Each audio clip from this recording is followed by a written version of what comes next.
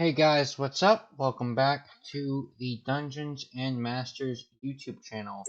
The channel where we stream D&D on Discord, sometimes Roll20, it just kind of depends, and hopefully at some point in the far off, likely far off future, real life as well. That being said, today we have Bridebro24 as Chinook, our ranger, and FHB, who is part of the original campaign from way back when, as Leominar, a wizard character. Excuse me, sorcerer. That being said, let's go ahead and begin.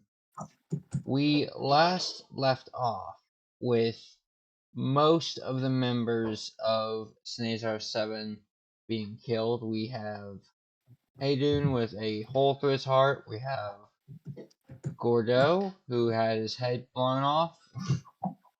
We had Balgan, who the Grim Necromancer, who literally doesn't exist anymore. Like, his ashes got scattered through the wind. We have Dr. Leominar, whose eye sockets and mouth were singed, seared, and burnt to a crisp.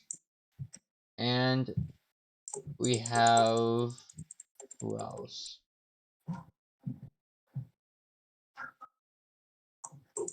Oh, we also have Ignar, who, despite being a traitor to the party, ended up getting literally bodied against the monastery wall, and his neck broken and likely in pieces by this point.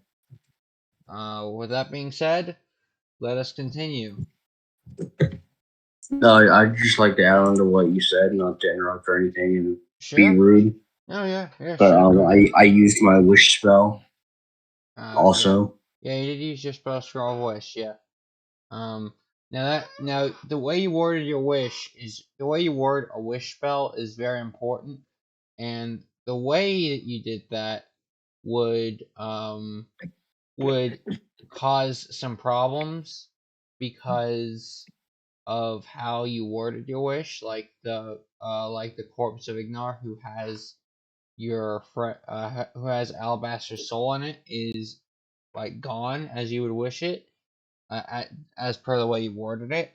But I am going to assume that you don't want that to happen, so so I have plans to like fix that basically. Okay, but yeah, don't Thank worry. you.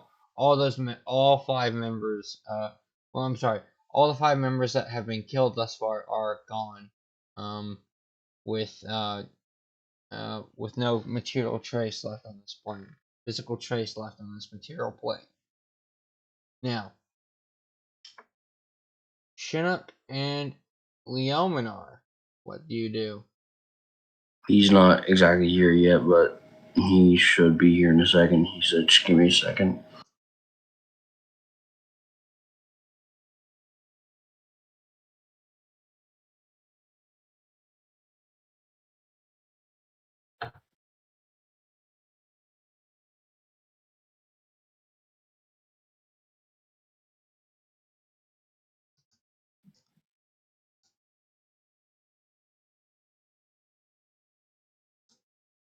What he just sent, is that for me or for both of us? No, it's for him.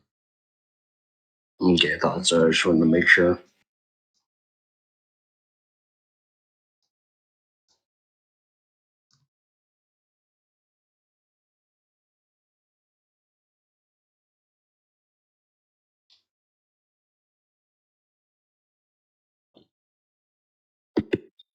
Can I go ahead and say what I want to do?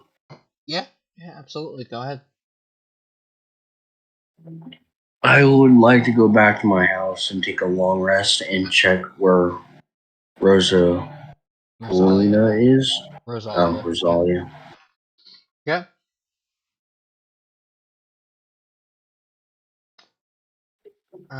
But yeah, I'd like to do that. Yeah. Okay. Um. Hopefully. Hmm,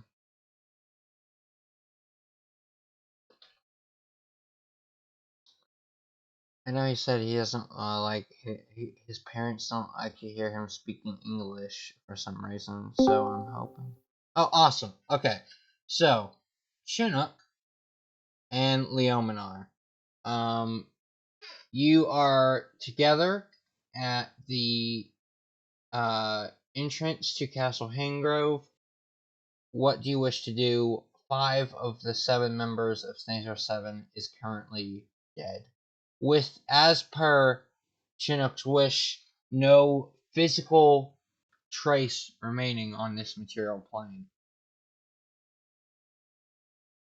Those 5 members, of course, are Hayden, Gordo, um, Ignar. hang on, I have a very specific order for them. Oh, okay, sorry.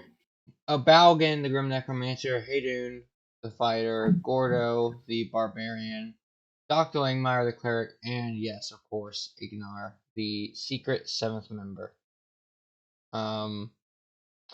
That leaves 2 at large. Of course, you 2 know that is the Snaezars, and currently, I would remind you that Headmaster Alabaster is still currently trapped within Balgan's Balgan's imprisonment spell.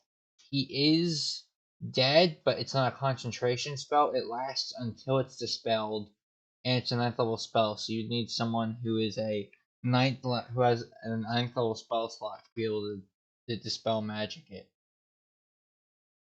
that magic. So you guys, Leominar, Chinook said he wants to go to the keep that Irithrieal own and wants to check on Rosalia, who has been effectively taken captive there, mostly against her will, and just kind of take a long rest. What do you want to do?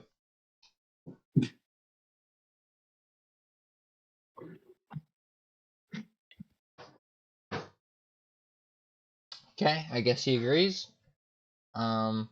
Great, he sleeps. Awesome.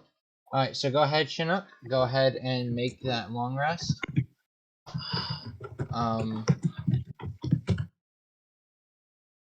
Just G long rest. Or GL. I wasn't sure if it.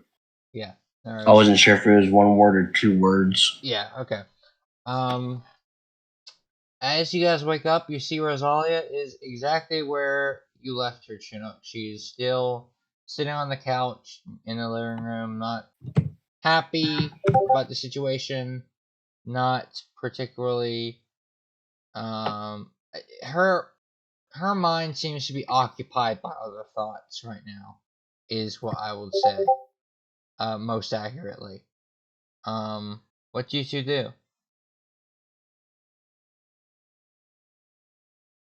But she's still in the same place? Yeah, she's still in the same place.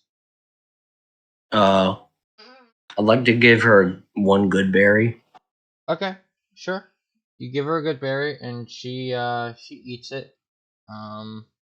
She doesn't say anything. I still want to keep her alive. Yeah, she eats it, and now what do you 2 do?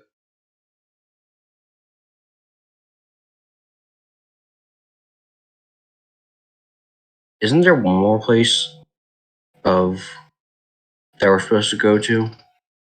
I forget the name of it though. There is Snaezar Estate, which has been taken care of mostly.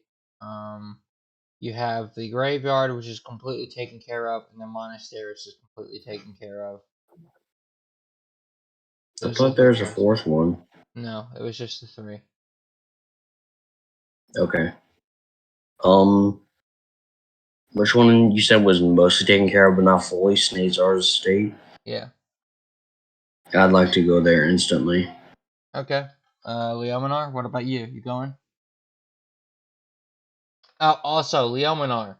While you're typing that, just so you know, you have rested long enough at this point to where you are able to go into 100% full possession of Grumsh.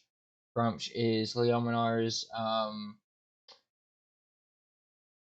I I can't say patron. He's more of a, I guess he's a deity of his choice.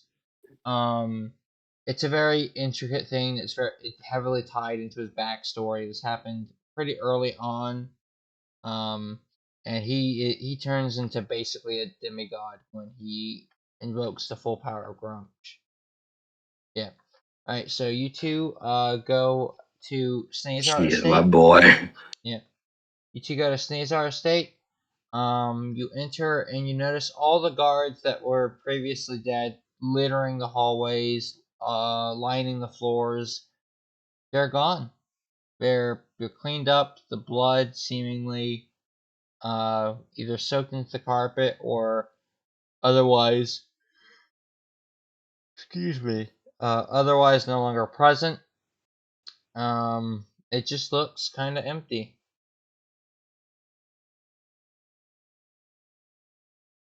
Can I go to the bio lab at the back? Sure. Chinook, you go to the biolab and you notice that the containers are all empty. Great, the Celestials got out. Corrupted celestials, but yes. The experimented celestials are no longer there. However, nobody else is there. And of course, you see in the very back of the biolab, you see Dr. Langmire's personal study, which has been completely ran through. It's been scrounged for all its resources. You have his doctor's notes completely collected and seized by the members of the Irithrieal Defense Force, of which technically Chinook is a member. He's an officer. And you also see that his computer has been completely destroyed.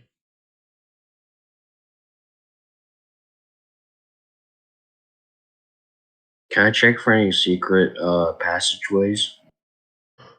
Sure, roll investigation.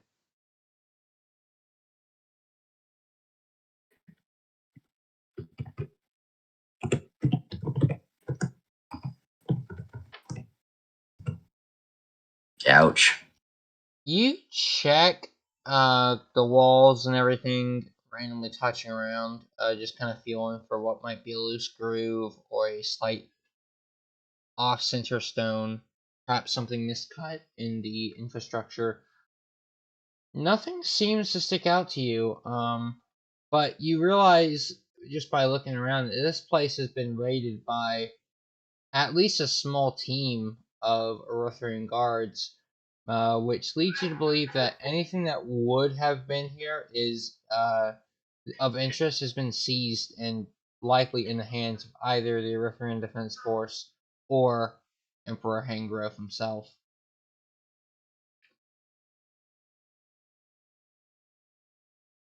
Okay, so that's some pressure off my back, which is good. Yeah. Can I roll a history check? For? Just see what the Celestials might do when they're corrupt. I guess I'm not really sure how to describe it. So you're wanting to Or roll a would that be history? more of insight? No.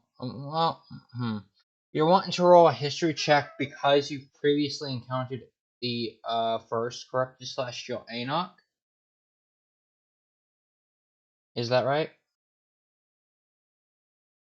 No, I'm talking about the rest of the Celestial. Right. But you're wanting to roll history because you have previous experience with one of them, right? Yes. Yeah. Yes. You weren't. I don't believe you were technically there at that session, Leominar, but yes, you can too. Okay.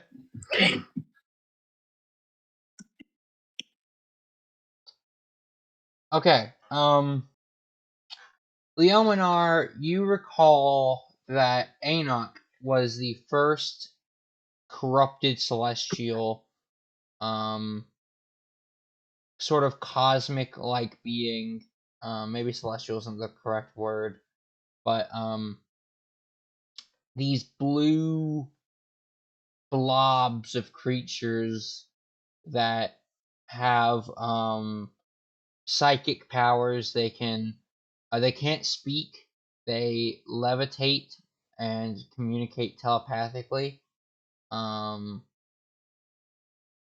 Enoch specifically, the first one that you guys encountered, had his mouth stitched shut, and you later learned that a few sessions ago that the reason this is because them speaking in the testing phase when they were prototypes literally killed basically everyone in the area that they went out in, just by speaking. Very incomprehensibly powerful beings. Chinook, you remember that you recall that Enoch was very neutral. He wasn't aggressive at all. I mean, he was technically about to attack you, but you realize specifically that he kind of had a bit of a what you might assume was a drawn out conversation with P-Talk, actually. And you could even reason with a bit of deduction that perhaps these creatures, despite being heavily experimented on, were perhaps capable of either resisting their DNA being meddled with, or perhaps even capable of their own reasoning outside of all of the tampering inside their mind and brainwashing that Dr. Leominar has done.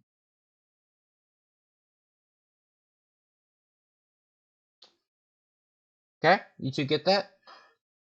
Yep. Alright. You do hear a slight scuffle. Okay, I guess I should have said roll perception check, but you're close enough, I suppose, to where you would hear that. Whoever has a higher, excuse me, wow, sorry.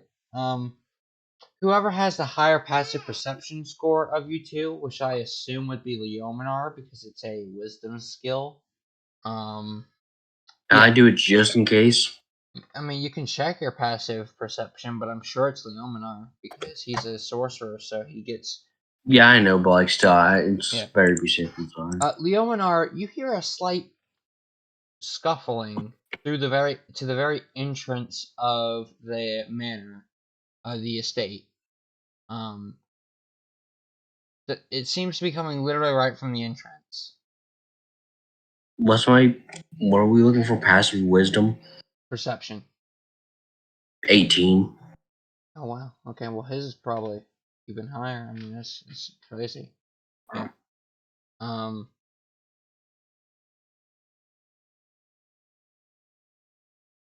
So yeah. Well 18 is good enough to where you would both hear some slight scuffling. Very very faint, but you hear it all the same. Towards the very entrance of the Snaezar estate.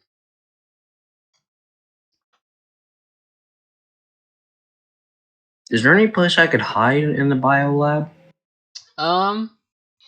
Sure. You could hide behind one of the containers, not the vials, excuse me, the cylinder containers that all stand several feet tall. Probably about 12 feet tall. Yeah, you could.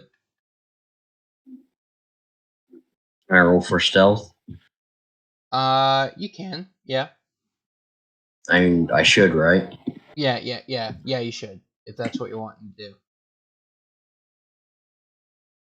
Well, you hide perfectly, which is kind of odd because considering you're literally hiding behind a clear glass glass cylinder, you think you'd be seen, but no, you're just perfectly, your size perfectly covers up just the bottom end of the dark gray / black bottom of the cylinder, and you're hide completely. Leominar, what are you wanting to do? You hear it too, of course.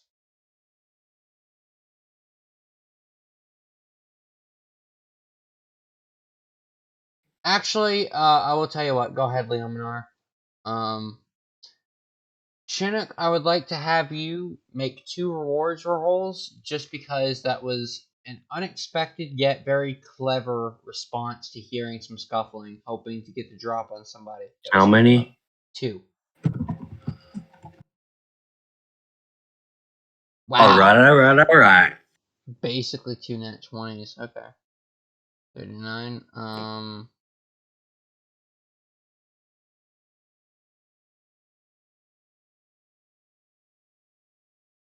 It was 29. It was 39. No, 29, right? Yeah, it's 39. 20 39. And 19. Okay.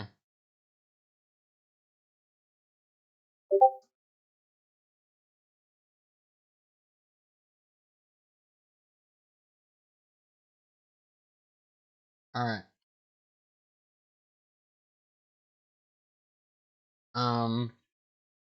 So, Leominar, you scream, "Who's there?"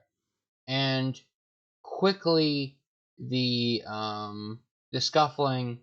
Well, I mean, I guess technically the scuffling picks up because you can hear footsteps rapidly running out the door.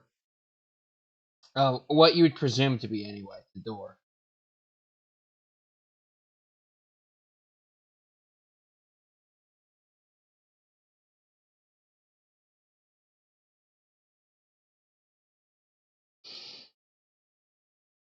Your surroundings are clear.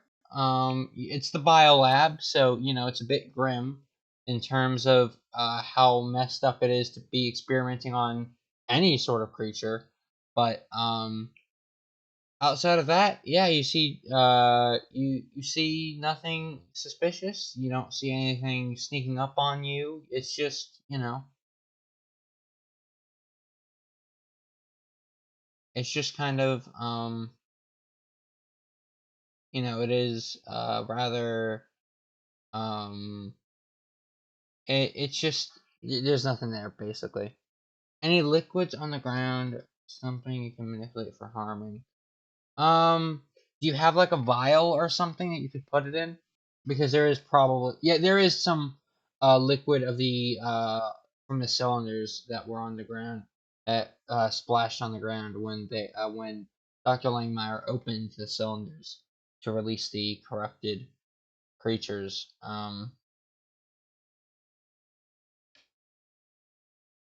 I guess they're aberrations. I guess I don't know.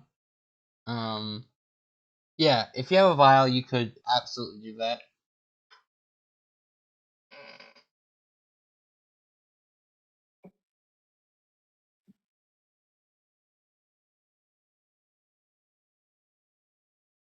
Oh, um, okay. You're just asking if you have some. Yeah. There is. There is, but the target is running out of what you presume to be the door, out of Snaezar's estate.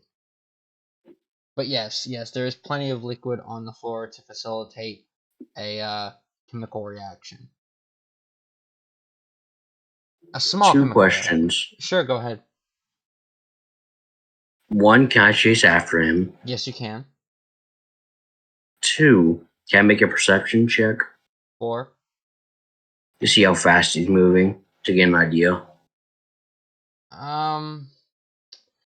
That is technically very hard to determine from how far away you are, but I will make you. I will let you make one. Just because you can still hear the footsteps a little bit. Okay. Thank you. Leominar, you see Chinook getting ready to instantly dash out towards the end, and what are you doing? Okay. All right, so you see Chinook dash out towards where the voice of the footsteps, excuse me, came from, and you stand your guard. I guess holding your position there. That's very good. And Okay. Chinook, excuse me. You hear footsteps running, not very fast, but definitely not slowly. It's about average. You can roughly assume he's running about 30 feet per round. All right. Thank you. You're welcome.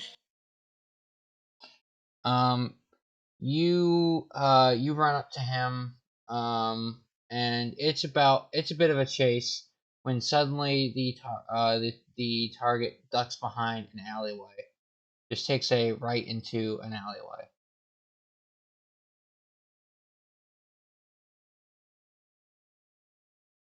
Let me check something real quick.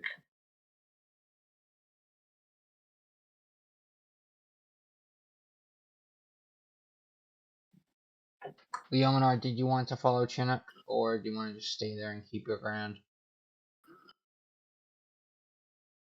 I'll follow. Okay, Leominar is following you, Chinook.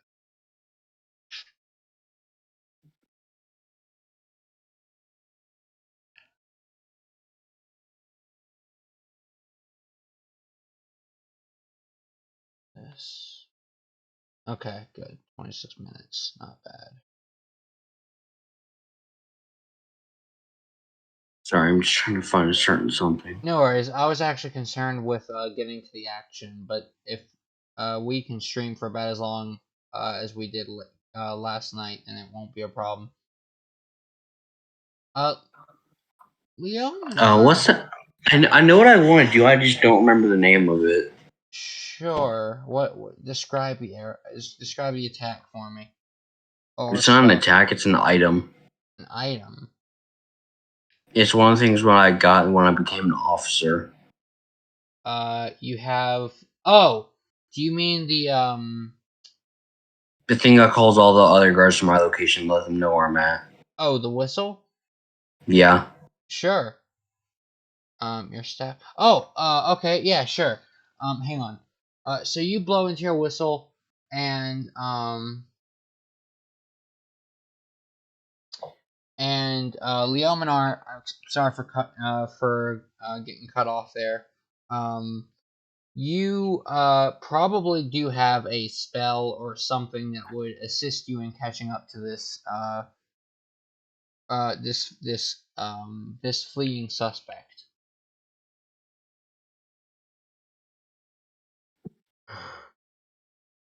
I'm not sure, but I'm just assuming as a sorcerer you would have something. It's been a while since I've looked at your spell list.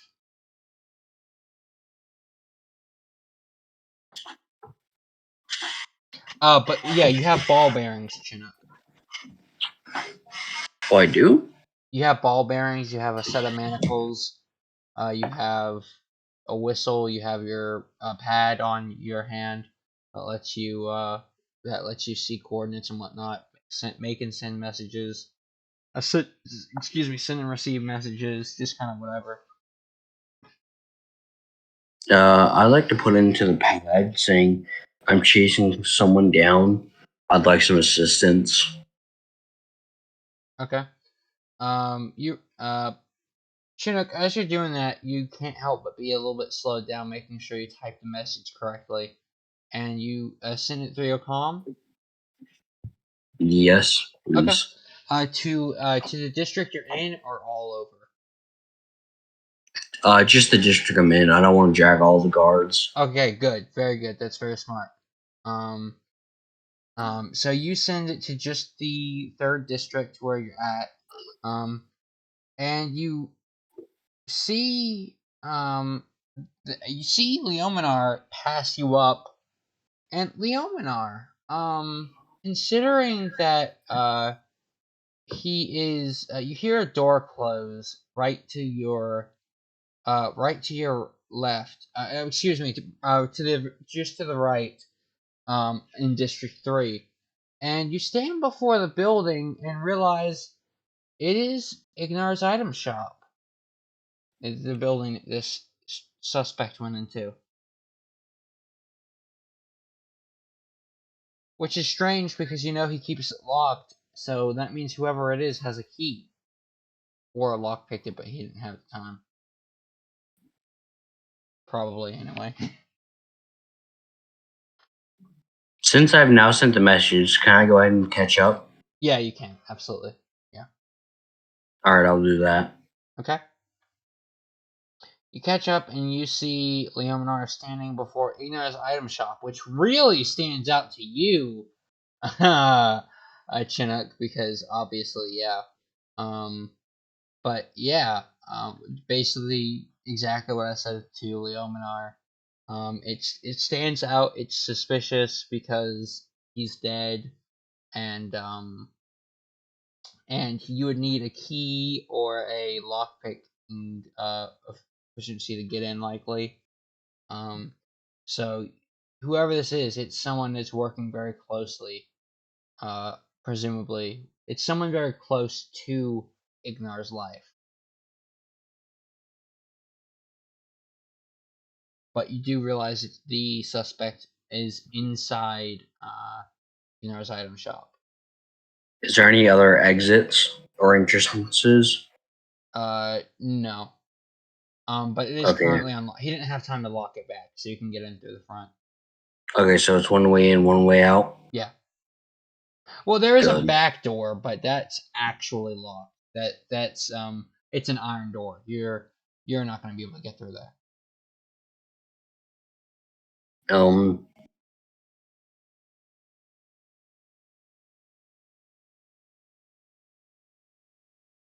But I'll just rush in with my bow ready. Okay.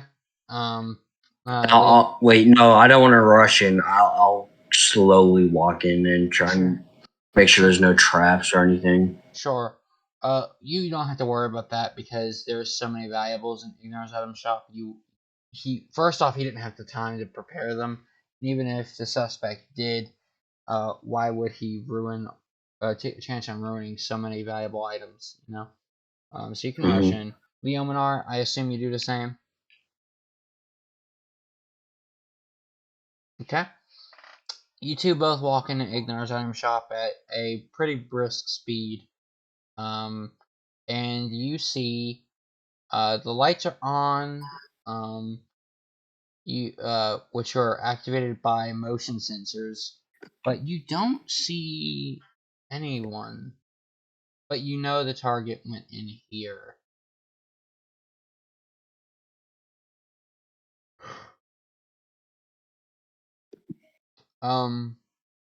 Leominar, as you two are standing there confused about what happens, Blackstaff illuminates a light blue aura, and your eyes glow a very similar pale blue around your corneas, and now you can see an outline of what seems to be a small to medium humanoid body outlined behind the counter.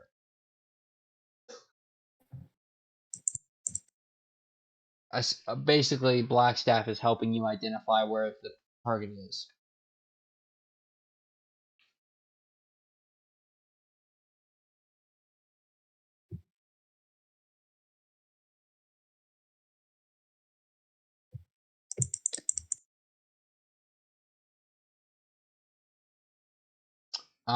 You'd have to bonk the other side of the counter, which is not going to do anything.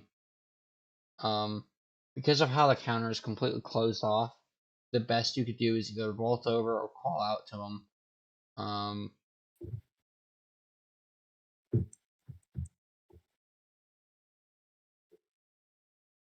You go back where?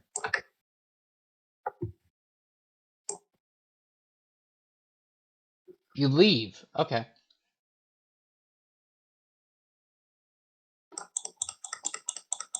Oh. Okay, I see. All right, sure. You cast. Go ahead.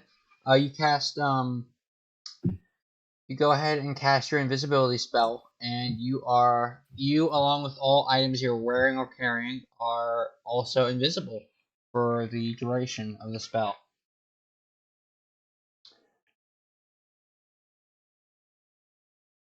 Now remember that does not muffle your footsteps, but you presume you can counteract that by walking slowly. Sure. So you go back in.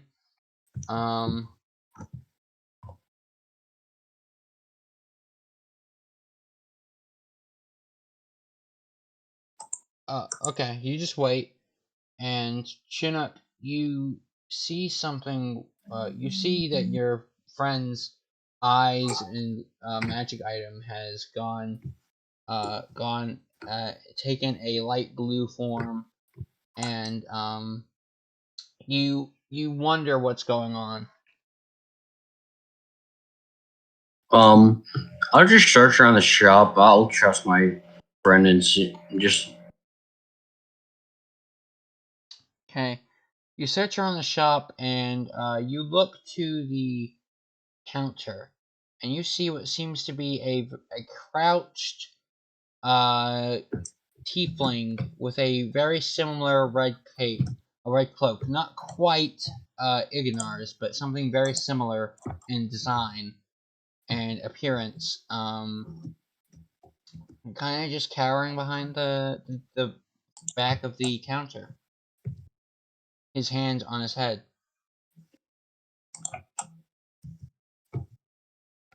I'd like to say I'm just gonna type it and also say it. Sure, go ahead. For the record, obviously it's not Ignar. He is shorter than Ignar by a bit, and yeah.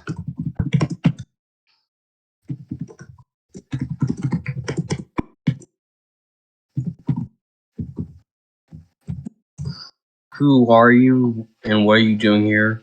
And why do you have a key to this place? Oh, one moment.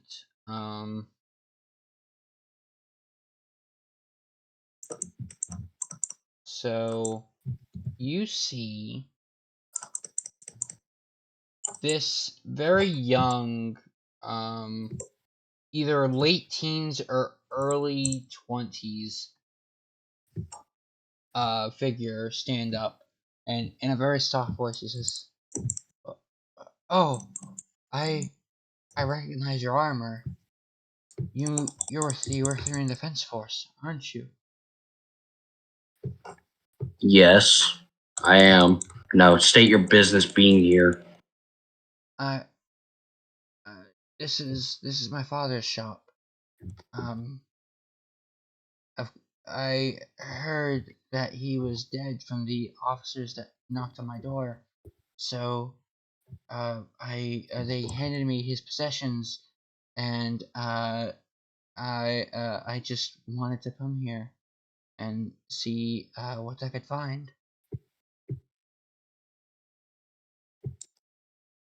Oh, what's the one that? What's the type of roll that checks if he's lying? Insight. Can I roll an insight check, please? Yes, you can. And obviously, Leominar, you're hearing all of this.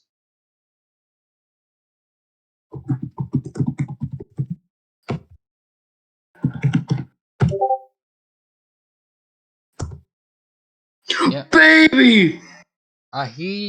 He seems to be too cowardly to be capable of lying in this instance. You can tell he's nervous. He's like, my name is Imar. I'm Ignar's son. I understand he was a bad fellow. I just wanted to check his shop, being my father-in-law, and I wanted to see what was in here. I'll make an excuse, but I'll gladly make an excuse. But don't just sprint in here and stay away from Snaezar Palace. That's considered a investigation, crime scene as of right now. Of course, officer. I'm sorry for startling you and scaring you. Have No a good worries. day. No worries. I was told that the right to sell has transferred to me. Is it that okay if I begin taking up my late father's shop. What do you think? That should be fine. I'll have to check with Emperor Hinegrove though. Of course, officer. He puts his hands together in a thankful gesture. Thank you very much. Have a good day. And Leominar, he does not address you at all. He doesn't see you. He doesn't know you're there at all. But you hear everything. Everything you've heard, you heard. Everything Chinook heard, you heard. He just doesn't even know you're there. Can I do one thing? Sure. Can I find my bow in his shop and give it to him for free? He is his father taught him basics of spellcasting. He knows he's pretty adept at casting cantrips, and he's just barely beginning to grasp the concept of first level spells. Oh, so he doesn't need a bow. He doesn't need the bow now. Okay.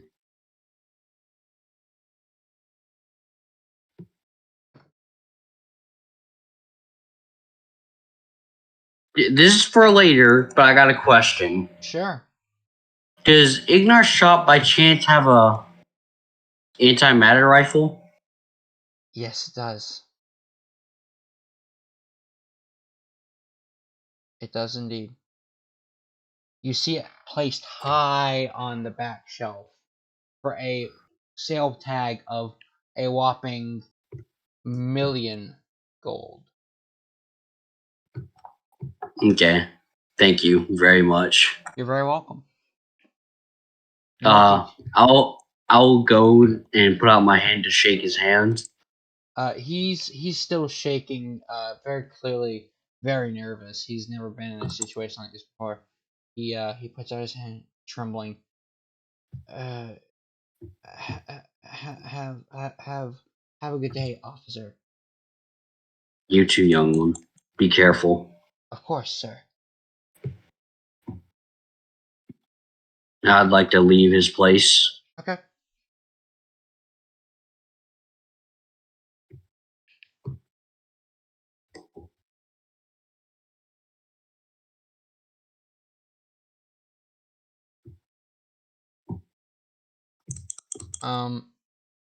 As you're walking out, in the corner of your eye, you just look around. Everything seems fine, but something struck you as odd. The guards, I'm sorry, Imar said that the guards came to him and told him that he inherited everything that his father had, material-wise.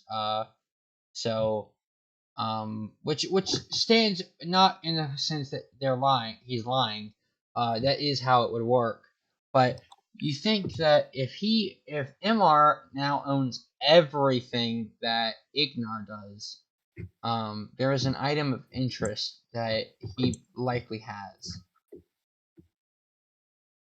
He likely has a few items of interest. Yeah, I would like, or what do you mean? I'm confused. I'm sorry. Well, Ignar did something during the fight with you two. Remember?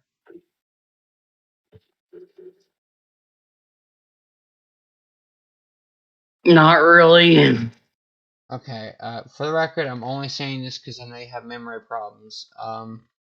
But Ignar used a gem for the material component of his imprisonment spell. That gem was Ignar's, and with him dead, that means that would also transfer possession to Imar. Oh.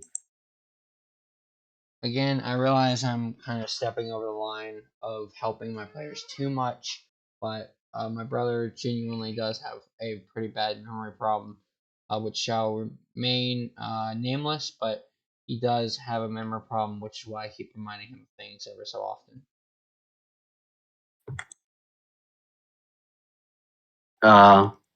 Okay. I would like to ask him about said gym if he knows where it is. What do you say? I would like to say one more thing, kid. Sorry to bother you. Sure, officer. How can I help you? your father trapped one of my closest friends in a gemstone. I was wondering if you knew where that was. Oh, well, my father collected lots of valuable gemstones in his lifetime, but one of the items that the officers handed me was this, if that's what you're speaking of. And he holds out a very pristine, valuable looking green gemstone. Perfectly cut, very, very valuable, uh, in the tens of thousands of gold piece range. And looking hard, squinting at it, you do see uh, Headmaster Alabaster's image, likeness, there, still But trapped the inside gem the was gem. red. No, it I was green. remember that. It was green? It was green. I could have sworn it was red. It was green. His Ignor's eyes turned red whenever he was casting a spell. Oh, okay. And Imar's eyes are yellow. Um, so, yeah. Okay, sorry for the confusion. No worries, no worries. I'd like to say that's my friend in there, and I'm gonna need him back. I'm not that. I'll give you the gym afterwards after I get him out. He looks down at it, his hand trembling because he knows that this is one of his last mementos of his father, whom he didn't know for very long. Uh, I, if you need it for official business, of course. The thing is, I don't. I never really got to spend time with my father. He was away most of the time. Uh, my mother and I came here to the material plane only recently. Um, I would like to I'd like to make sure that I have this item back, being one of the few mementos I have to remember my father by, even if he was evil. I understand that completely, and I promise you will get it back. He hands it to you.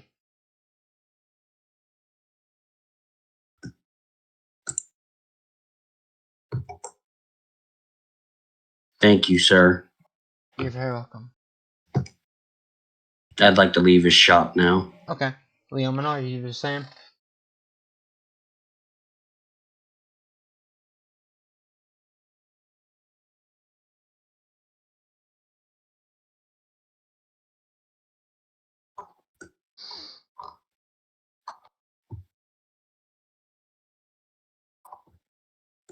Leominar.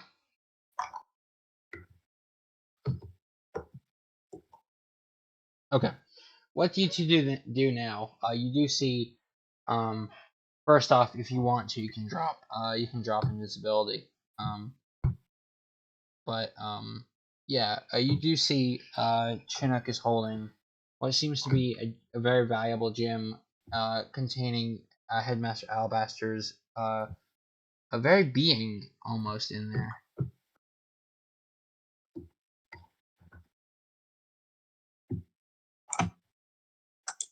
Okay, so you stay there.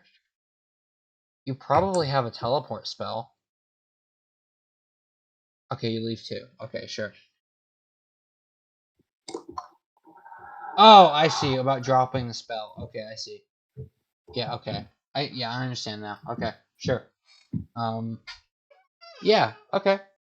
So you both leave, and again, as I said, Leominar, you see alright, sure. You do see, just tell me when you're back. You do see, of course, the gym with Headmaster Alabaster's essence inside of it. What do you two do now? I'm asking you, Chinook, because I know Leominar will probably follow you.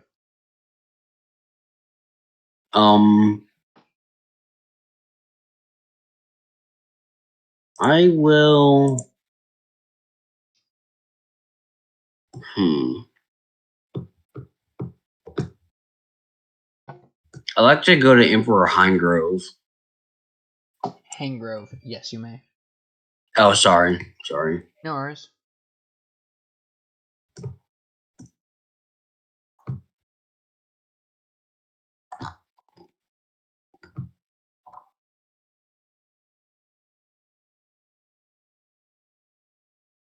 Am I supposed to say something? Because I'm confused. No, I'm sorry. I'm just reacting to a message I got sent. Oh, okay. Not from Osama or anybody. It's from the comedian that I went to see.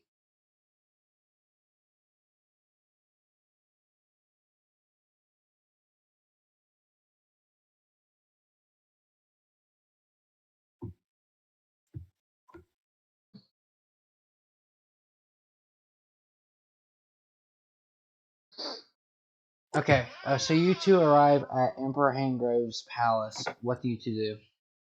Well, what do you do, I guess, Chinook, because he's just kind of... Leominar is just following your lead at this point.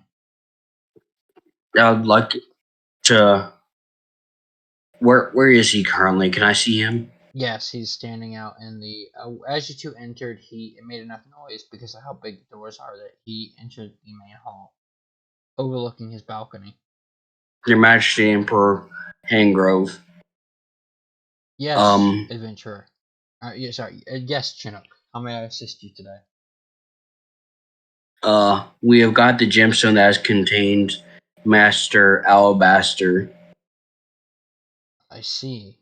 Well, frankly, I don't know the first thing about magic, and of course, as you know, Headmaster Alabaster is the most advanced spellcaster in the world, and the second most, Ignar, is of course dead.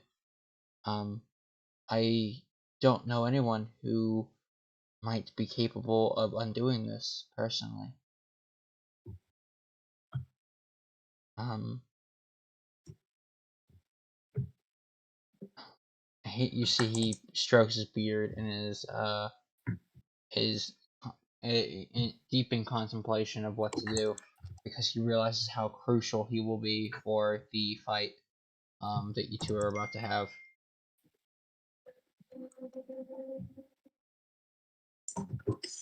Do you know of anyone that has good wizardry? I'm not sure what to call it. Sorry. Yeah. Good spellcasting capabilities. He strokes his beard and once more, pacing around a little bit. Well, I suppose there is one.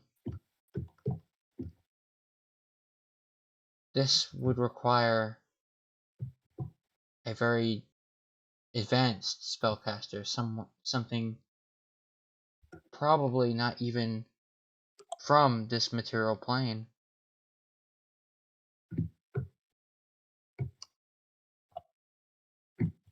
What is it? I'm willing to do anything, Your Majesty. Well, I think the mighty Maxim might be capable of undoing this, or some other very primordial, powerful, very powerful primordial being that's capable of casting magic would very likely be able to assist you with this.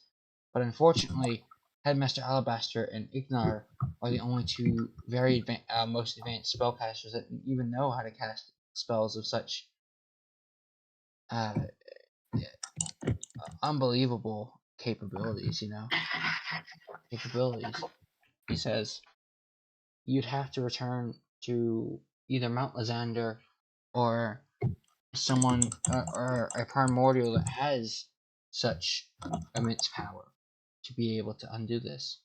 Leominar, as you hear this, you do remember that Yargul, um, formerly known as Obzadat, um, in the very beginning, upon your first introduction, uh, long since now known as Yargul, um, is actually a primordial titan as well.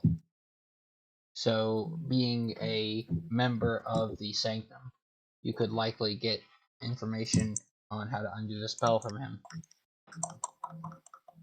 rather than having to travel all the way back to the cold, frigid mountains.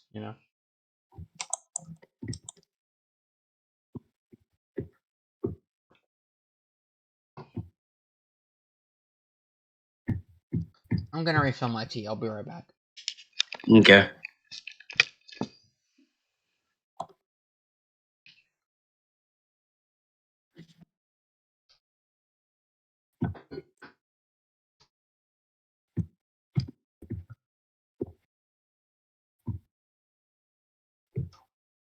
I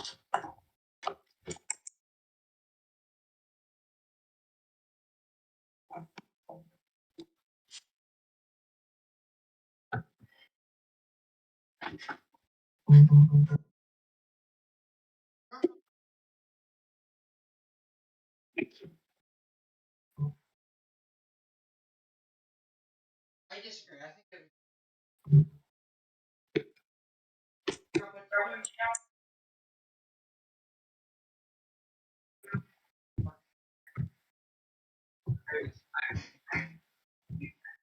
think that that's like when the old man put in a moment. Wait, well, how do you know?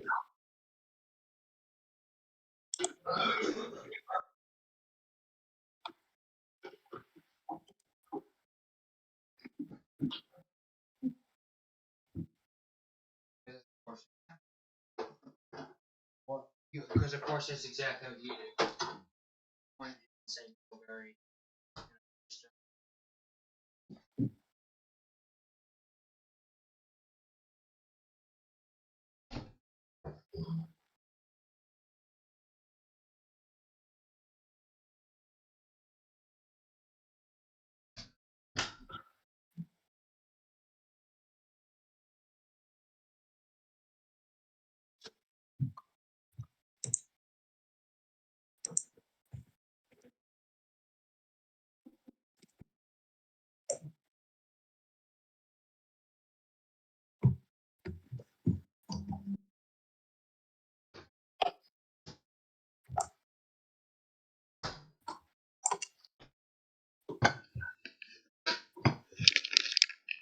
Okay, sorry about that. I am back.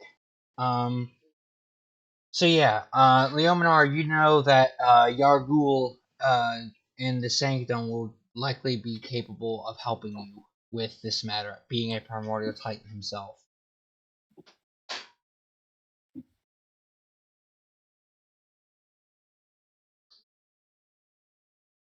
I know one that's near a mountain that we can go to. What's that? I know a primordial time we can go to that we don't have to climb. Yep, you do. Only problem is it would be a trek because you don't have a way to teleport there. But I mean, it wouldn't take you forever. I guess. My only concern is would it give us exhaustion? Uh, Not much. It might give you like 1 or 2 levels, maybe 3 at the most. But I mean, he's not gonna fight you. In that case, I will. Well, let's see what Leominar wants to do. Yeah. Okay. yeah.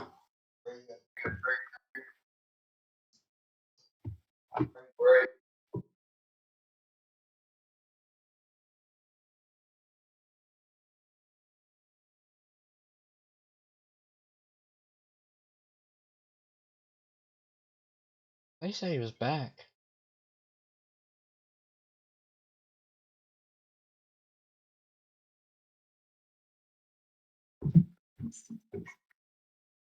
I'm back. Sorry, I deafened. No worries.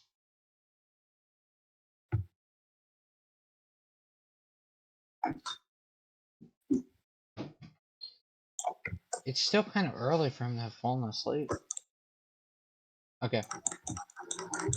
Had to go? Okay, you're back. Alright. I was gonna say had to go or have to go. Anyway. Yeah. So you know, hearing this that Yargul, being a member of the Inner Sanctum, uh, and also that Yargul is a primary titan could help you in this manner because Thank you. because he could of course being a primordial titan he has otherworldly magic, so he could help you in this matter.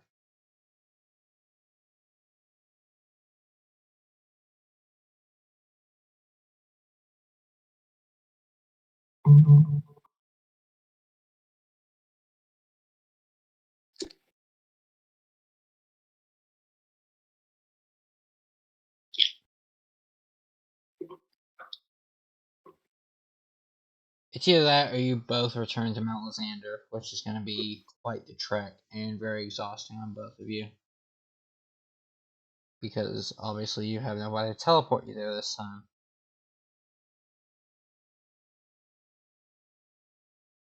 time. Just tell me what you want to do. Well, I know what I prefer. Yeah, I know. Yeah.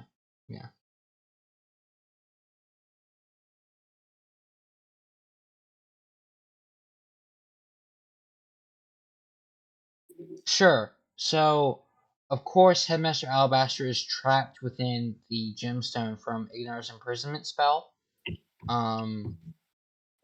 We are trying to find a way to dispel that magic, but there's no ninth level spellcasters. There's no spellcasters good enough to cast dispel magic at ninth level, because the only two like very noticeably strong spellcasters in Irithrieal is Headmaster Alabaster, who's trapped, and Ignar, who's dead. So you'd have to go to a primordial titan to be able to handle this situation. Okay. Leominar wants to go to the inner sanctum, which is within Irithrieal, and it'd be much faster. Or do you still want to go to Mount Lysander, Chinook? I like to go with him. Okay. Yeah. You two, you follow Leominar to the underbridge, and you now stand before the concrete wall.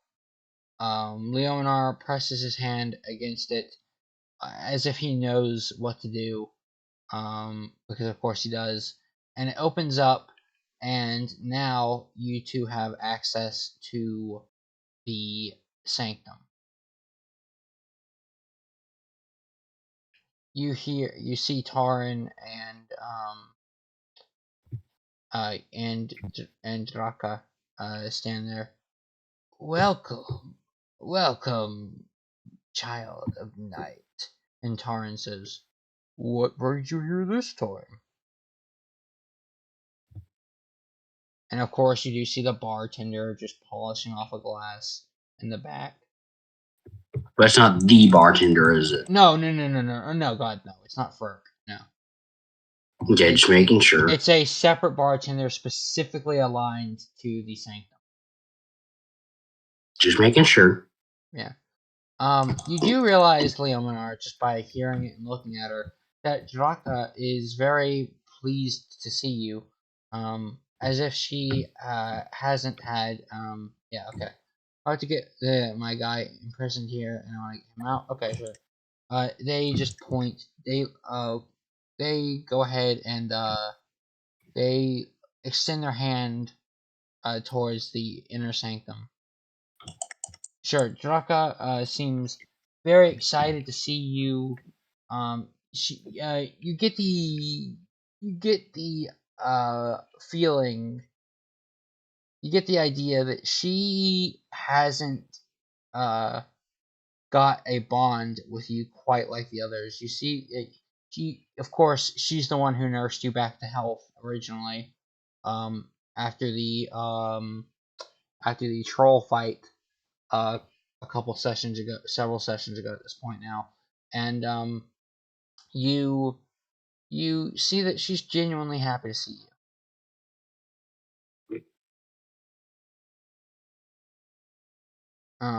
You can she in her eyes, you two probably have a closer bond than you and Taran or any of the other members of the Sanctum.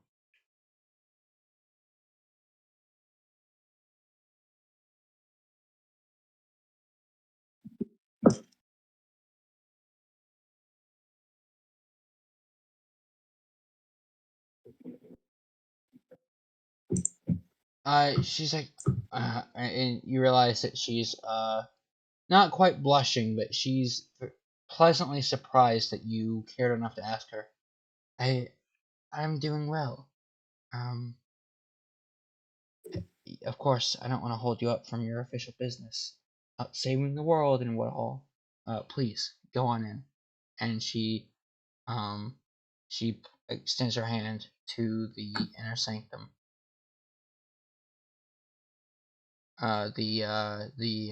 room, the courtroom, as it were.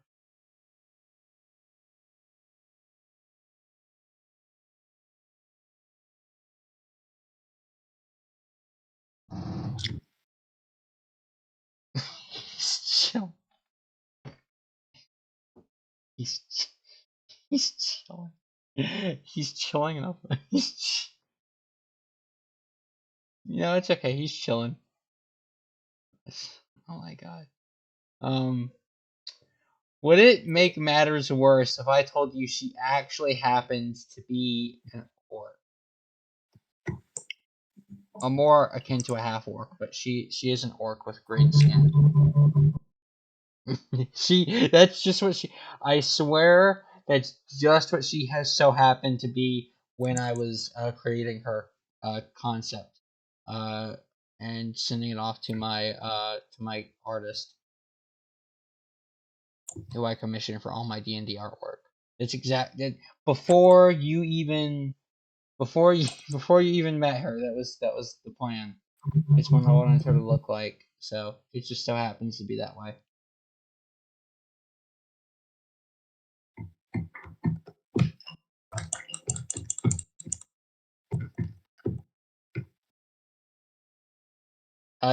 You get the feeling you care to have a cup of ale maybe when I am done with all this. She kind of twirls her hair. Of course, I I would be happy to. On me, of course. My boy again. Some bit. Yeah, right. right. God, this is so. I wouldn't say it's uncomfortable for me to roleplay, but it's weird. I've never been in this situation before. Man, brother, can I tell you something that one of my friends has experienced in D&D on this subject? I don't really want you to ruin this moment for him, okay? All right, I understand. Um, but yeah, you did not say we'll see what happens. We'll see what happens. Will you take me to your bedroom or not? I guess we'll see. Oh my god. Yeah, right. Of course, if you stay alive. Right. Mind of the gutter. Yeah. If you stay alive, of course. shit.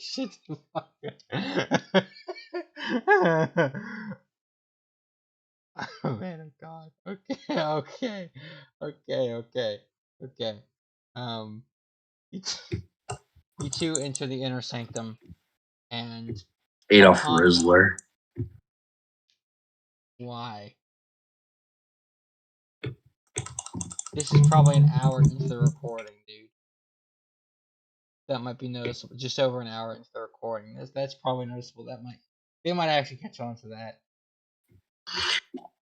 One of the Russian Badgers friends said it. I know he also said Joseph Staunton, Rossini Bussolini, or whatever, but they can get away with Joseph that. Sutton, Benito Swagolini. Yeah. But it's okay. They can say that kind of stuff because they have YouTube clout. I don't. I small boy. SMOL.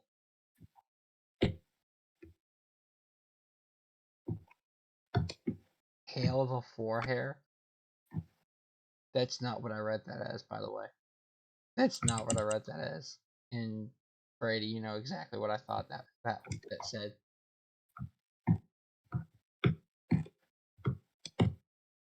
But yeah, okay.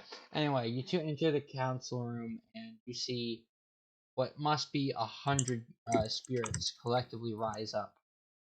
Oh, it's this room. Oh yes, greenish in form, with slight hints of yellow swirling around them.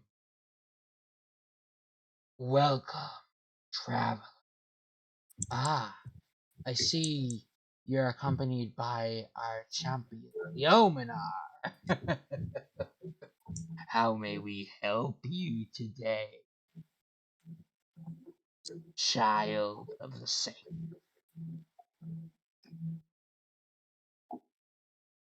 He said fucking hi, dude. He rips out your soul and you die. He rips out your sleeve. He said hi. Hi, dude. He said, can you imagine you're talking to like a literal god? Hi, dude. Hi, dude. How you doing? He rips out your soul and you die.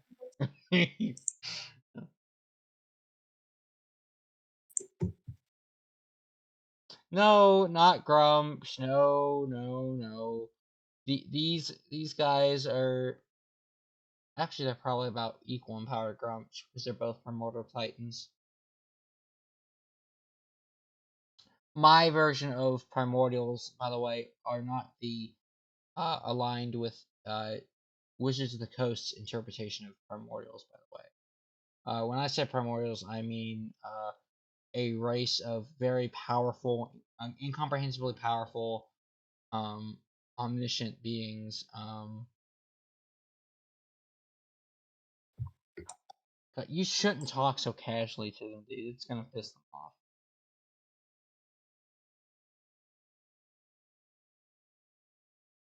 Oh my god.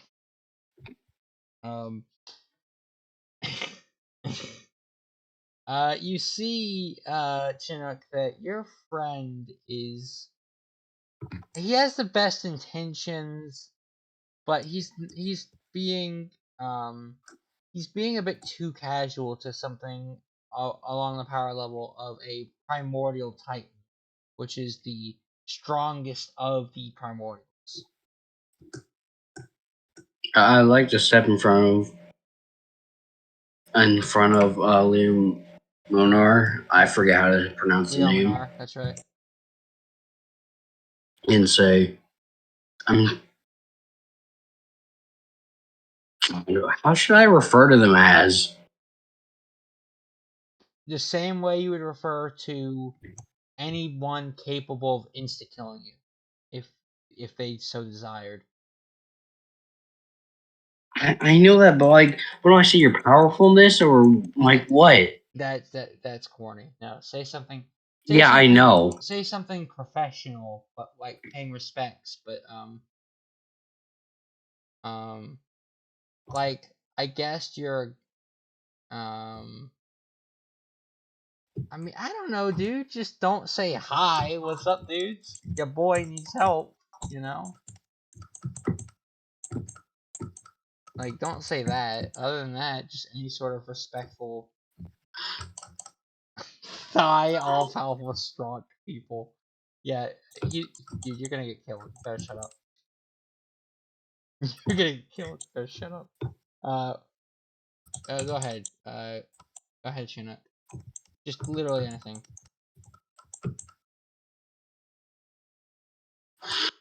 Well, it's better than nothing. I'm sorry, your powerfulness. Say spiritualness or something. Don't say powerfulness. Okay. That's cringe. He'll kill you too if you Well, say I it. didn't want to say it, but it was the It's only thing okay. I could think of. It's okay. It's okay. Go ahead. He'll kill you too. He'll kill you. Oh, your spiritualness. They're not holy. They're undead. But sure. You told me to say that. I said spiritualness. Holy. That's what I said. What you holy spirits? Fucking ghosts. You eat all my beans. Wait, that motherfucker got beans. Holy shit! Anyways, I think they got a can of Chef Boyardee. No wonder they came back from the dead. That shit make you run for days.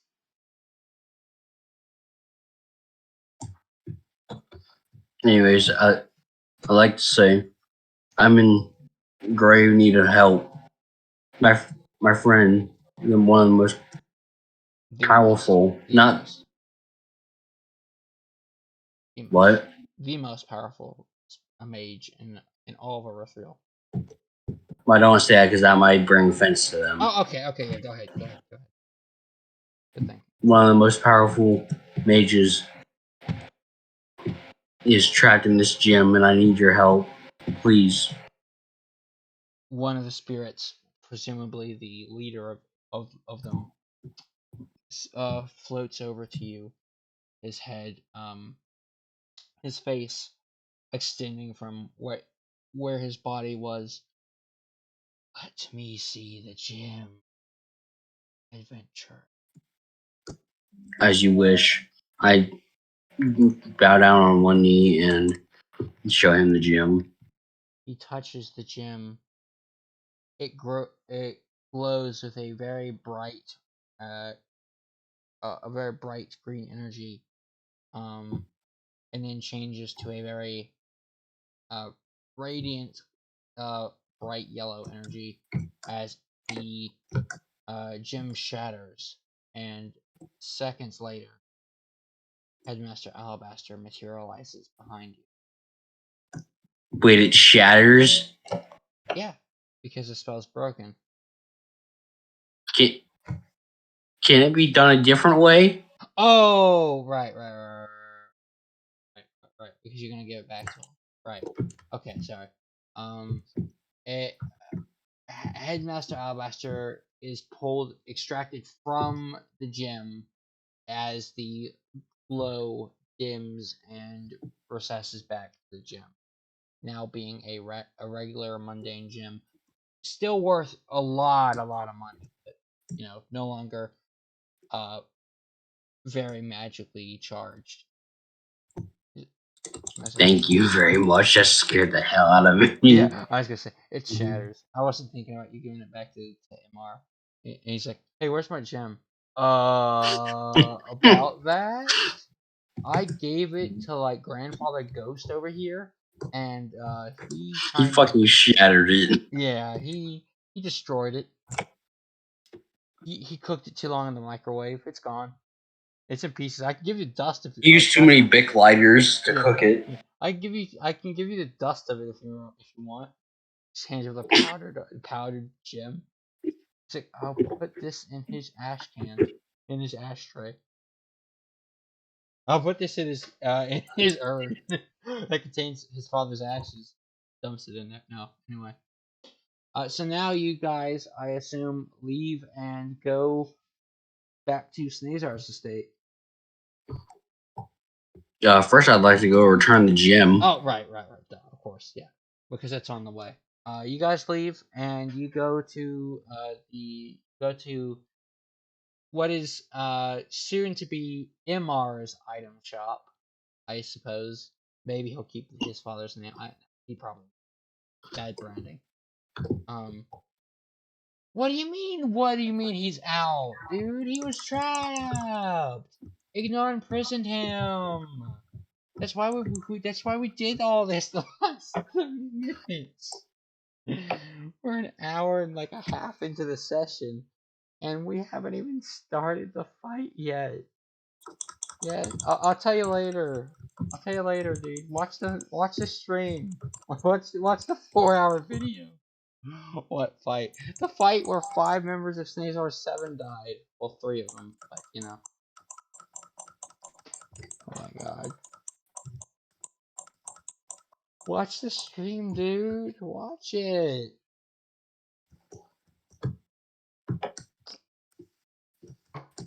Watch the VOD I sent you yesterday. You stupid. Oh my god. I'm having an aneurysm. Go with the spouse? No. I had an aneurysm out of sheer stupidity. Wow. I didn't think you're that stupid, Vegeta. Wow, I didn't think you were that stupid.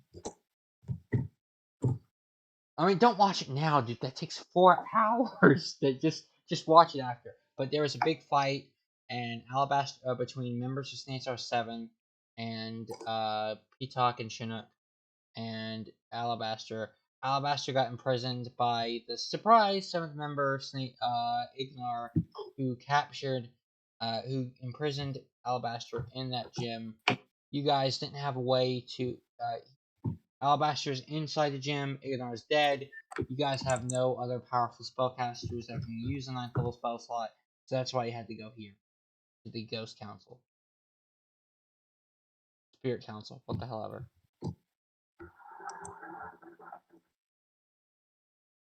Okay. Good. So, I assume, yeah. All right. Awesome. I don't care, dude. Watch the VOD. Watch the VOD. I don't care. 1.5 hours of your time. Do it. Do it. No balls. Anyway, you guys go back to MR's item shop. The sign currently not changed, and you enter. Oh, hello. A pleasure to see you, Officer Chinook. Am I some sort of trouble? No, not at all. I'm here to give you back your gem. Oh, may I see it, please? Yes, you may. I handed him the gem. He cups it in his hands, as if you've just made his day. Oh, thank you. This is exactly my father's gem. I'd recognize it anywhere. Thank you. Not even noticing that it had a soul trapped inside of it originally. Of course, implying that he is not very adept at magic yet. Puts it in his pocket. Thank you. Have a good day. You too. And keep And that thing safe. of course, yes. Abe puts his hands together. Thank you, as if he were praying to you. My God, go to the Swouse. No, no, he's just thanking you very sincerely. I'm Anyway, making a joke. yeah, I know. I'm So sorry. you two, no worries. You two walk out an hour and a half into the session and go to Snaezar's estate, I suppose. Please. I can't say please. I can't say please. I can't say please. Yeah, somebody cut that. Somebody cut that. I didn't say that. Please. Please.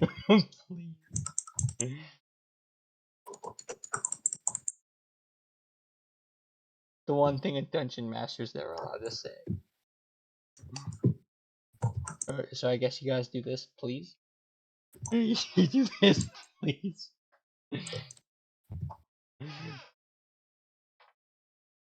I'm fucking tired. I want to get back to bed.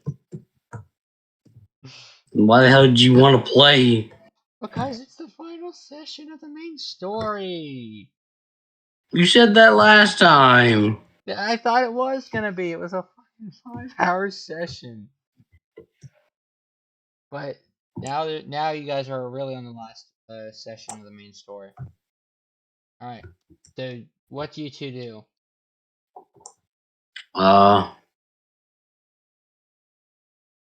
Before you fight Snaezar, I want to see if our bounties are ready to claim.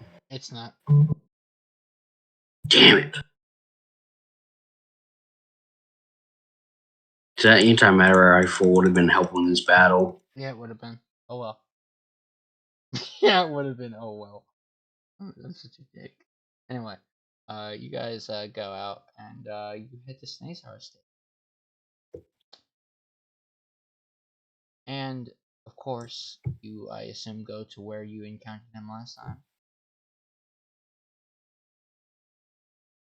What's the layout like? Like, so I know. Okay, so when you enter, there is a hallway that branches out to the left and to the right. You have the biolab directly next to that goes down, and then you have the area where you fought him to the right. And then of course you have a flight of stairs that goes up to the top in the top left corner of the room.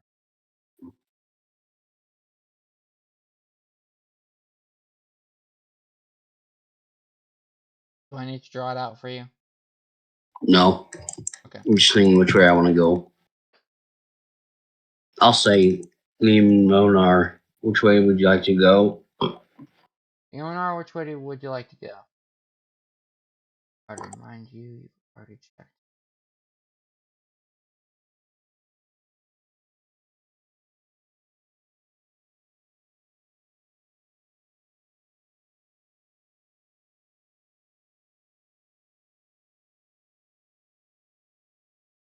Okay.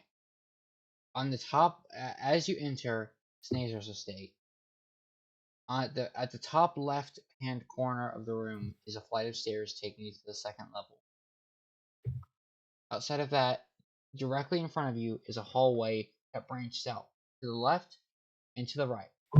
Next to that is a. Can you stop that, dude? Turn your vibrator off. Anyway, immediately right beside that separated by a stone column. You have the biolab, which is a staircase that leads downwards into the biolab, and then, of course, to the right of the entrance, you have the main, I guess what we would call the main room of the bottom floor, which is where Chinook and Peacock fought them originally. Oh, and Alabaster's there too, of course.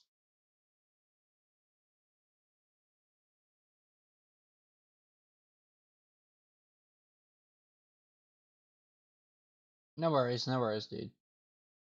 I'm just really excited to get this fight started. Well, Chinook, where do you go?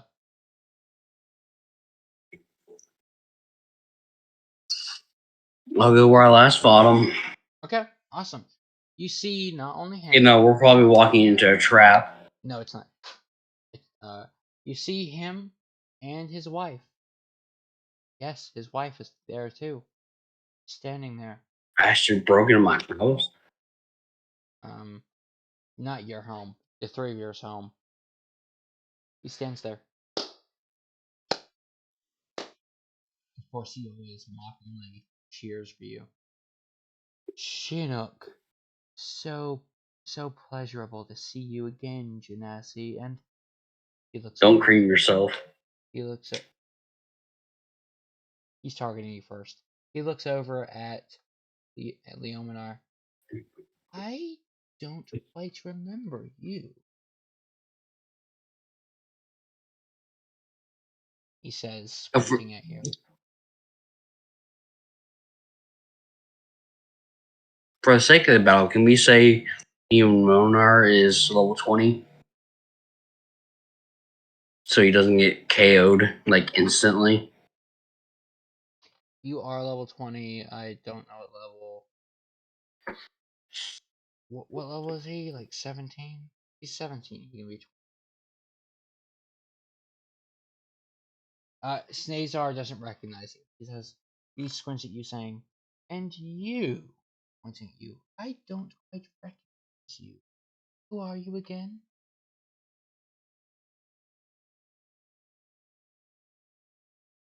Yes, to you, Leominar.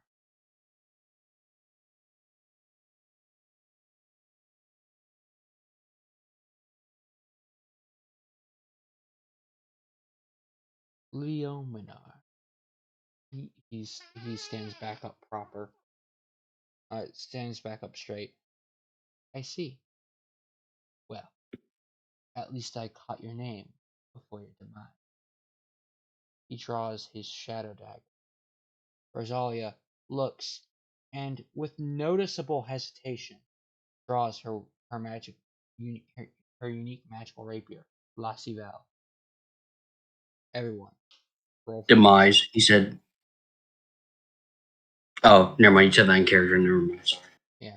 Everyone, roll for initiative. He said your demise. He said, Victor said, at least I caught your name before your demise. Ouch, that's not good.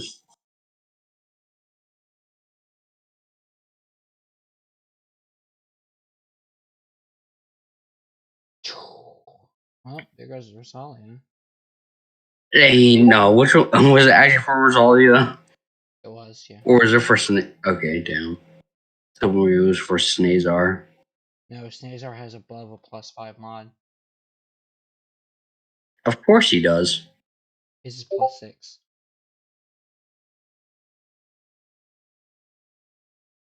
Alright.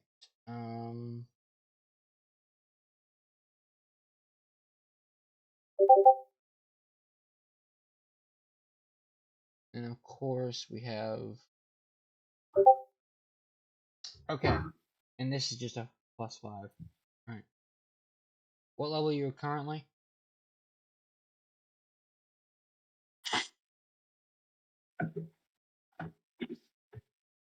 You are 17.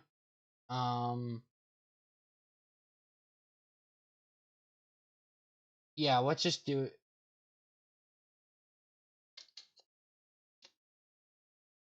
Um, but level 20 is such a big milestone. Stay level 17 for this fight, and we'll go from there. Okay?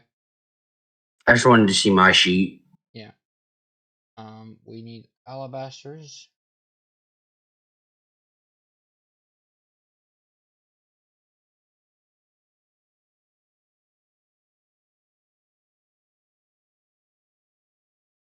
Wow. Okay, so hang on. Actually, I need to do it on the phone.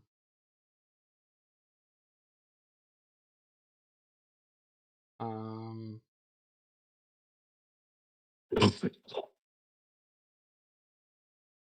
Yes. I love Chinook, you love what? my character. Yeah. Buster 24. Um, Victor 21. You have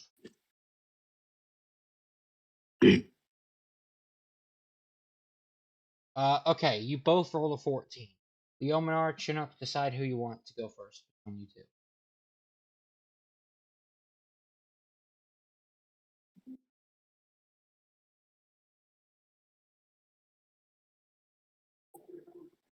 Chinook. Okay, Chinook will go first.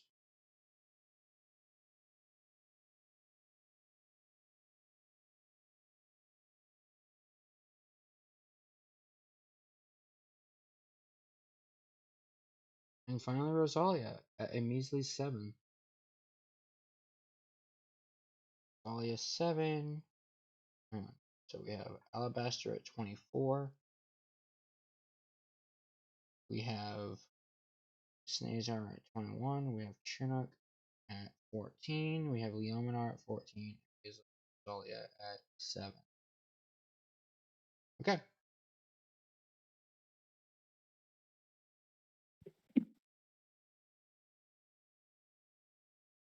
Oh shit. Wrong channel.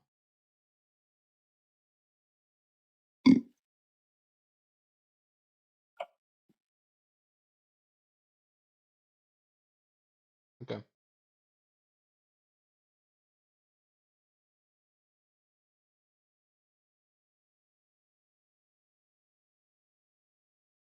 Okay, great.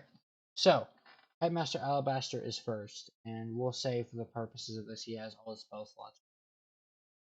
Thank God. Alright. Um, I guess because he's always controlled him, you can control him. If I let you control him, will you give him some more variety than just I cast Disintegrate 5 times in a row? I'll try my best. Okay, I'm controlling him. Headmaster Alabaster will cast Mage Armor on himself, making his AC 18.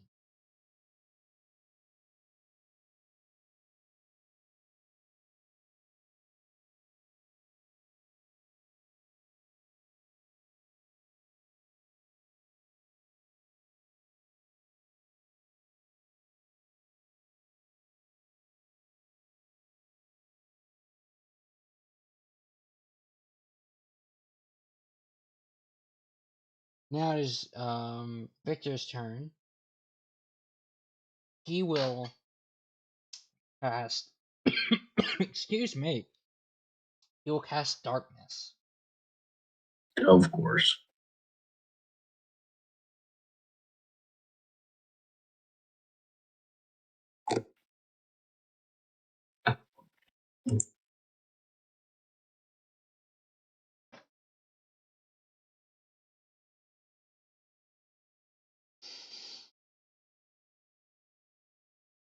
Yeah, counter spell works. Yeah, it's Victor. Yeah. Cast counter spell and cast greater invisibility as well. Or regular invisibility if you have it. You didn't clarify which one, but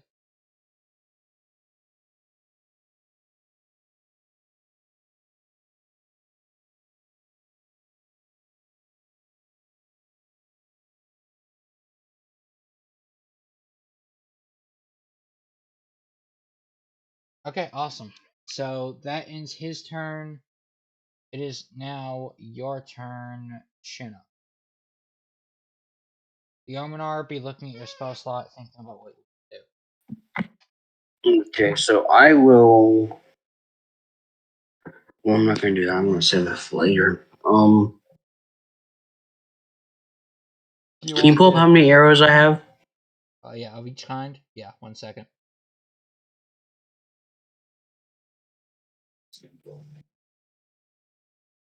Maybe no Um. one I can look. Oh yeah, 1 second. I was just on Headmaster's page, so 1 second. Um. I know I have it somewhere. Um.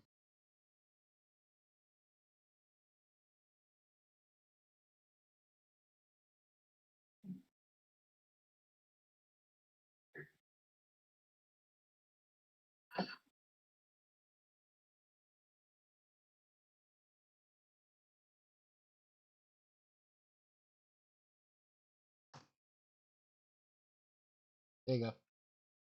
Now that's not completely accurate. You used some healing arrows. You used some fire arrows. You have more than enough, but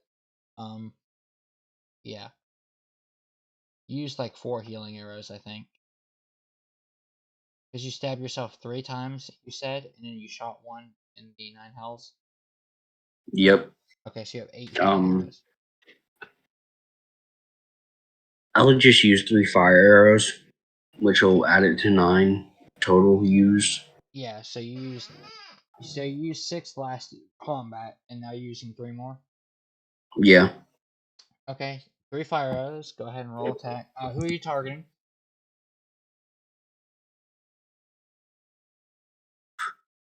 One at Rosalia and then 2 at Victor. 1 Rosalia, 2 at Victor. Go ahead. The first one I want to be Victor and then Rosalia and then Victor. Okay, go ahead. Thank you for clarifying.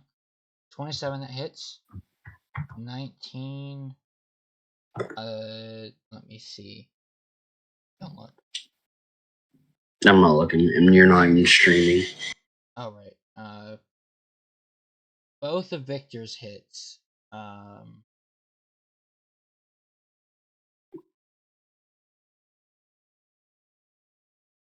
Both of Victor's hits, and let me see about Rosalia's. Rosalia's hits as well. Hell yeah. Okay, roll 4d6 plus a d8. No. I'm sorry. Whoa, stop. Roll 2d8. I'm sorry. Roll 2d6 for Victor. And then roll a I d8. thought it was 3d4 per arrow. Yeah. But I assume you're casting Hunter's Mark as a bonus action. Oh yeah, I am. Okay, so go ahead and cast. Don't cast it because you didn't do it the first time. Don't cast it. You got it. You started off with 1 less spell slot than you should have. So just don't cast it this time. Okay. Okay.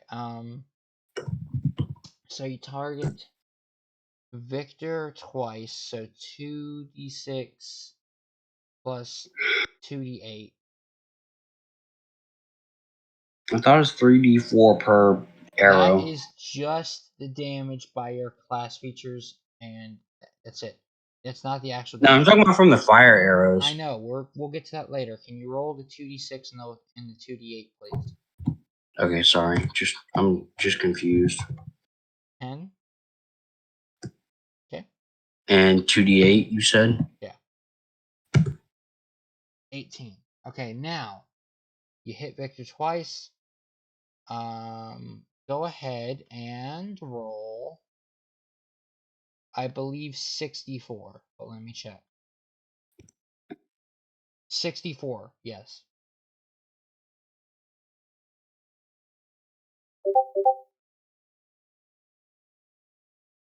There's some nice rolls.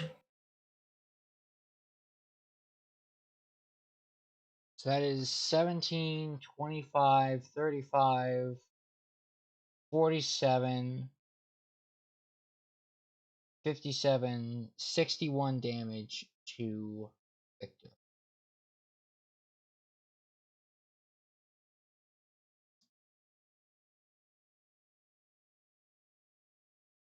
Okay. Now roll 1d6 plus 1d8 plus 3d4.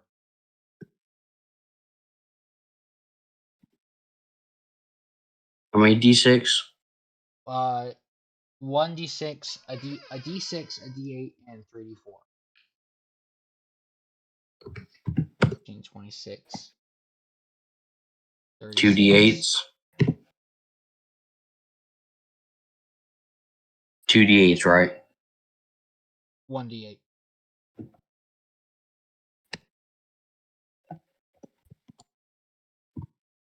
And 3d4.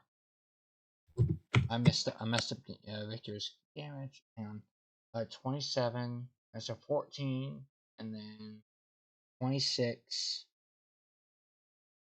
36, 44,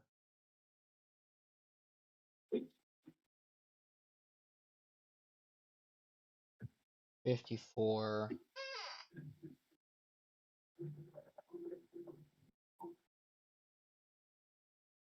61. Hang on. Okay, 14. 12, that's 26, 36, 44, 61. Okay. 61 damage mark on Victor.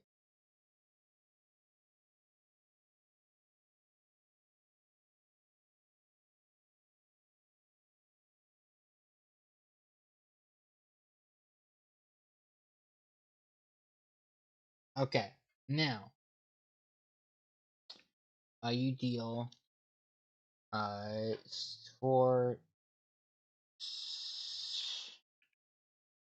5, 6.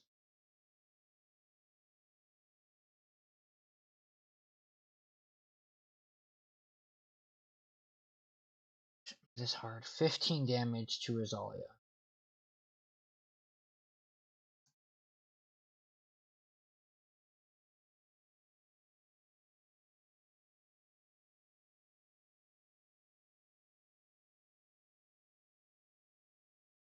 No, you only deal 35 to Victor because we're not using that. Are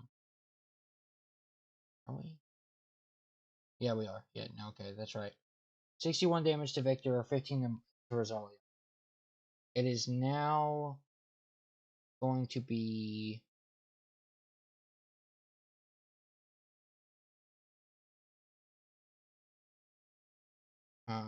Leominar's turn. Go ahead. Leominar, what are you doing?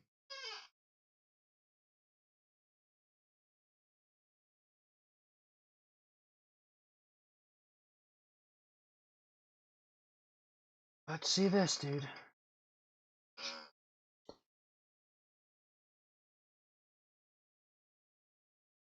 Oh boy. Yep.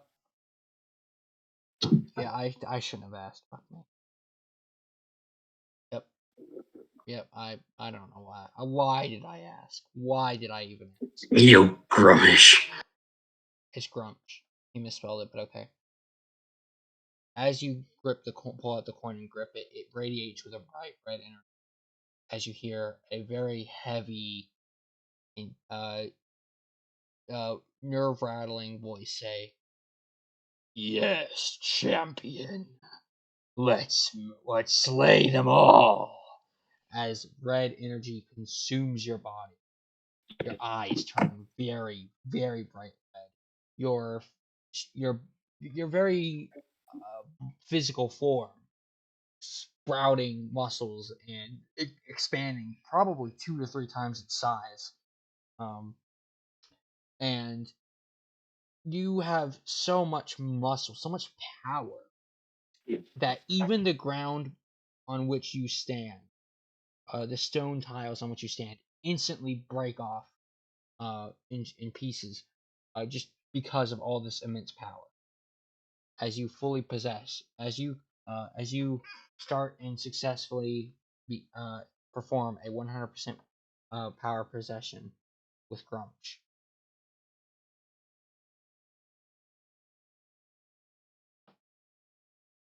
Victor sees this and he's like, "Oh, well, that's nifty."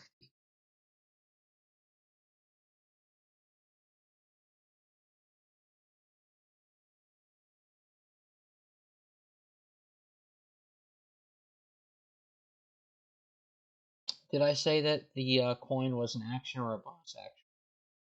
Oh, I think I said it was a free action. Yeah, it was a free action, I guess. Okay, go ahead. I honestly don't remember, but free action sounds right, so go ahead. Black Staffy Staff. Rage with your bonus action, sure. Oh god, that's damage. Yep, go ahead and use your action rage command.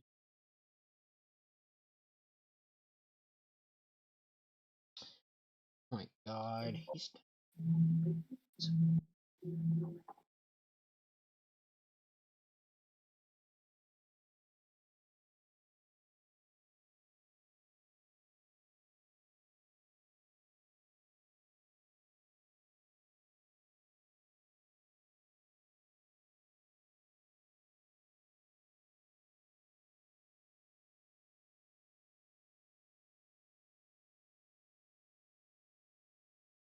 Okay, and you run it, Victor. Yeah. Well, you don't run it, Victor. You dash at him. You go... His arm off, dude? Come on.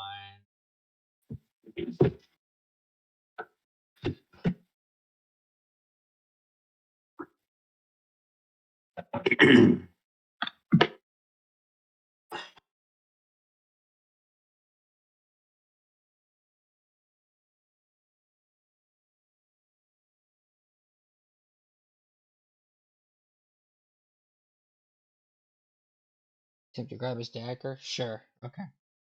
Go ahead and make a grapple check with advantage. A strength check with advantage, excuse me.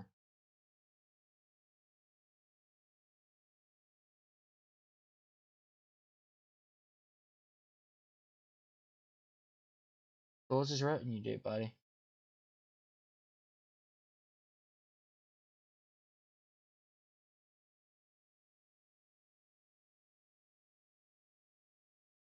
Roll again.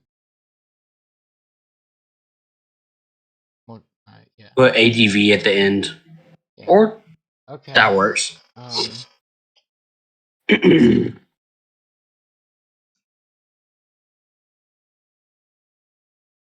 Oh, right. 35. Okay. Yeah, no, you're right. Yeah. That's it's 24. Yep. Yeah, you take a shadow dagger.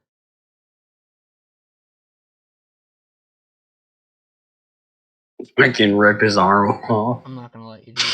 I'm not gonna let you cheese the final boss. Okay. I'm sorry, I'm putting my foot down. You're not gonna do that. He still has another arm. Alright, you take a shadow dagger. I guess you go back? Or you stay in range? And slice him with his own dagger. Well, he fucking can't, dude. He took it. He fucking can't. The bastard took it. No, I'm talking about like Leominar or Grimish. Yeah. Yeah, I guess technically Grumsh is more accurate. I stand his fate. Sure, you want to spit in his mouth too? No, dude, that's gross. I was joking. Dude, that's... No. It's fucked up. No, dude. You want to spit in his mouth too? He's like, yeah. Alright, yeah, but yes, you're right. He's full of shit. That pisses him off. Oh, he gets angry when he sees that. Normally he plays things off, he plays cool, but that calling his shadow dagger useless shit, that angers him. Darling, Victor says. Rosalia, taking a firm stance, getting ready to attack you. As it is now her turn. Yes, it is. Rosalia will. Come get me, you bitch, I'll say. No, she's no. I mean, that's nice of you, Oh. but no, she's not. All right, so she is going to attack.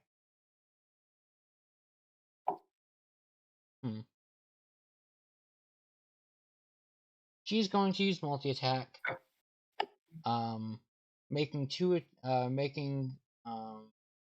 making 2 attacks with her oath bow and 2 attacks with her lassie bow. She also has an oath bow? She's the only one with an oath bow, dude. I thought you said I had an oath bow. No, I said that you have the second most powerful one. Oath bow is on top of that. Oh, okay. She when she hears that, do either of you speak Elvish by any chance? I doubt it. I mean, it doesn't matter. But anyway, you hear something that unintelligible to you, and she speaks the command phrase, "Swift death to you who have wronged me," and you are now marked as her sworn enemy, Leominar.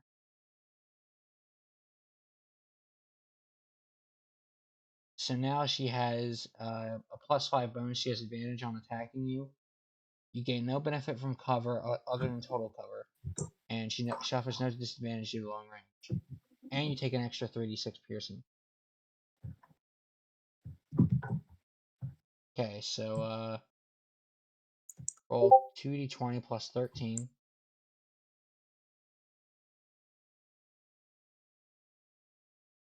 Yeah, so I get it.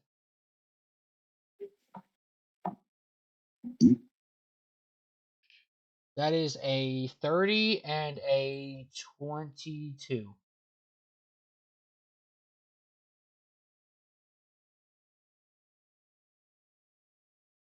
Which doesn't matter because your damage is halved, but you know. It's like 23 damage. Well, that's not even. She's rolling a shitload of dice.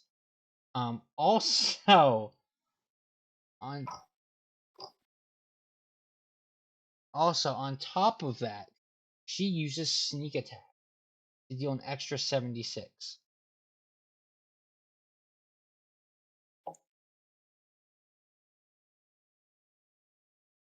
So 76, 48 plus 16.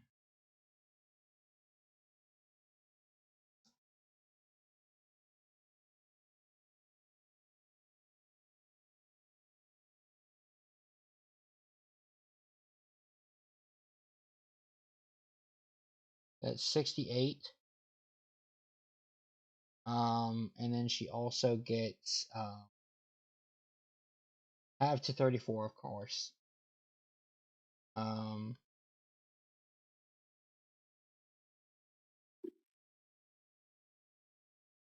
36, of course, on top of that. 66, I'm sorry.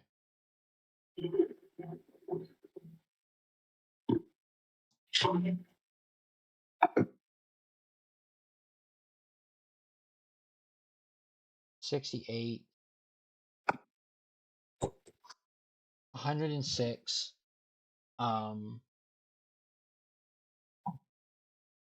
There's 106 damage, and that's just her oath bow. So let me calculate everything real fast.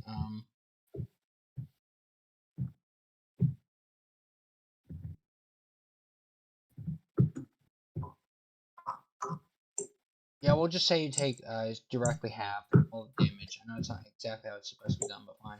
You take 53 piercing damage.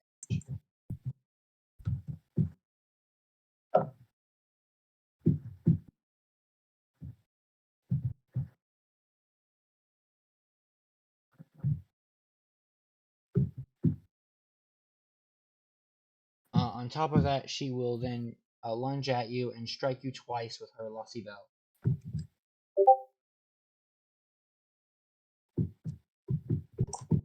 Sure. I have it in DM layer. 1 second.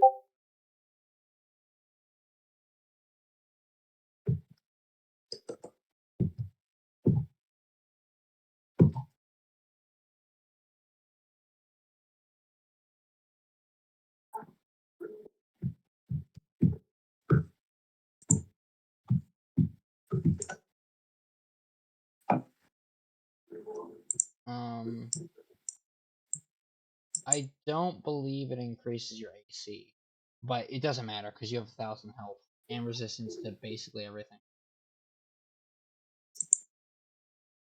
Bludgeoning, piercing, and slashing, and magic resistance. So immunity to every condition. Yeah, you're good.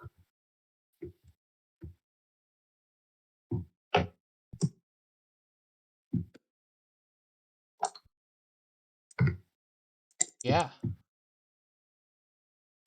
Yeah, that. No, dude. When I say you have resistance to bludgeoning, piercing, and slashing, that was from your rage.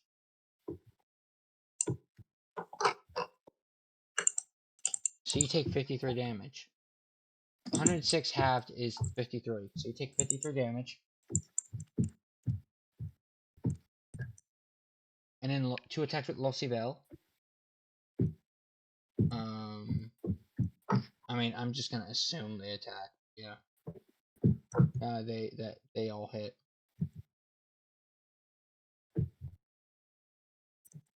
Plus, what is it for her? For Lossy Veil? It is also plus 13. Okay.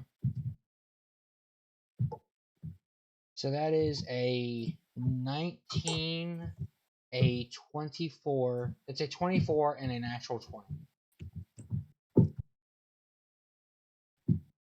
Okay, so now we roll a bunch more dice. 38, 68, 98 plus 9.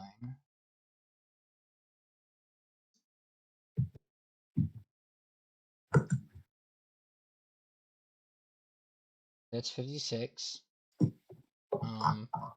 You'd be so dead if you weren't in Grumsh form.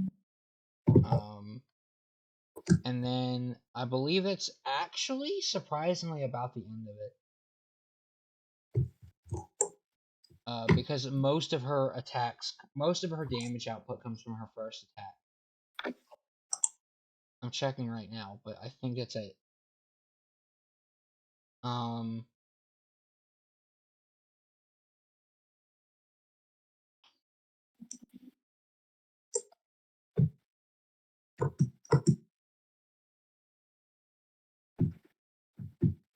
Okay.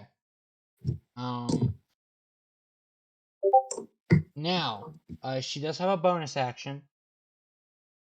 Her quiver. No, she's not holding her quiver in her hand. It's behind her back. Now, as a bonus action, because of her with her Lousy Veil, she is going to use her her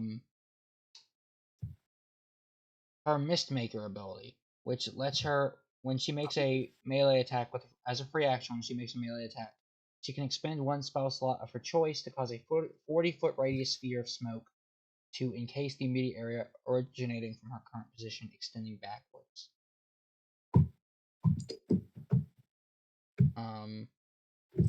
56 halved, of course, to 28. So 28 on top of what you have already taken is 81.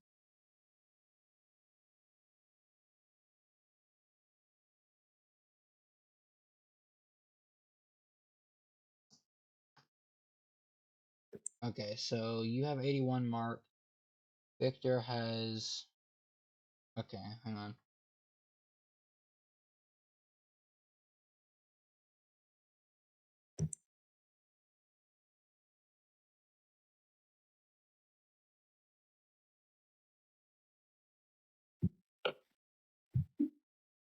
And,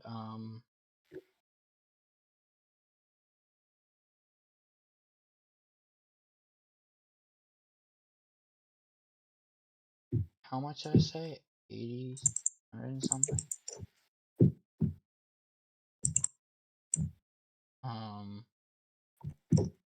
81, right. 81. Okay. So you can't, well, first off, you can't cast Counterspell if you're raging. But even if you had the ability to cast Counterspell, this is a magical ability provided by her magic weapon. So there's nothing you can do about it. A 40-foot radius of light gray smoke encompasses the area. 40 feet start originating from her, extending backwards. So you two aren't in the smoke, but you can't see through it. And that is her turn. Going back to the top of the round, we have Headmaster Alabaster.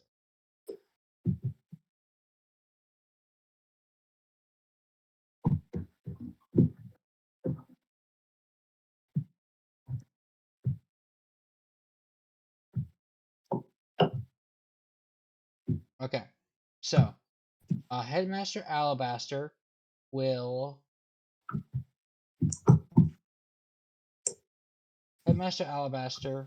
cast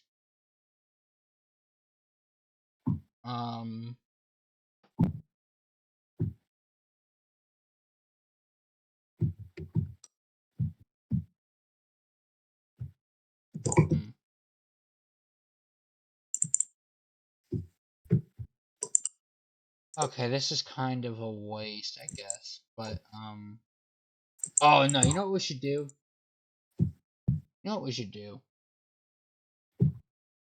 Okay, I'm gonna pull a baller move.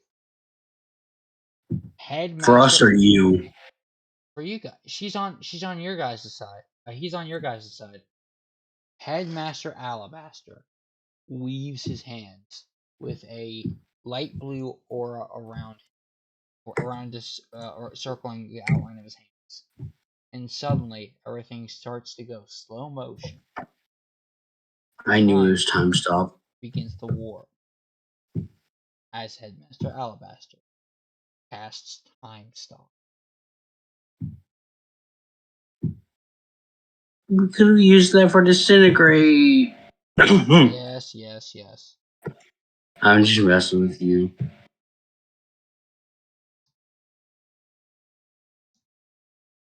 Headmaster Alabaster takes 5 turns in a row?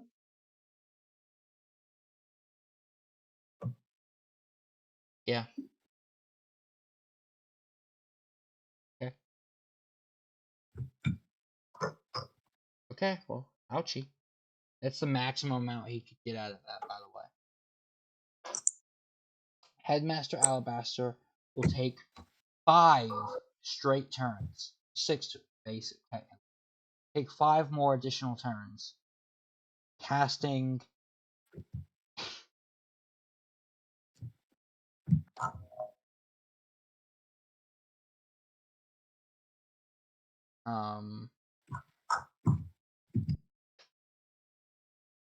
he will cast Dispel Magic. He will cast Fireball. No. Dispel Magic. He will cast Fireball, Cone of Cold, Chain Lightning, and Disintegrate. Disintegrate at what level? 6. Damn it. Dude, he's taken 5 fucking turns in a row. What are you complaining about? I know, but disintegrate. Right? It's not that good. It's really, really good, but it's not that good. I'm sorry, buddy. It's not. I know you want to marry Disintegrate, but no. It's real. Even if it means burning my cock off, I'll marry it. Oh my god. Dude, I'm tempted to make a homebrew where never mind, I'm not saying anything. Okay, anyway.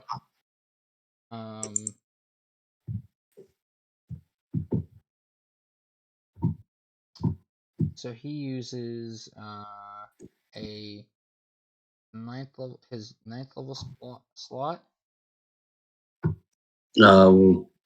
He just said BRB, just so you know. I don't care. It's gonna take me a while to do all this anyway. He uses both his 6th level slots.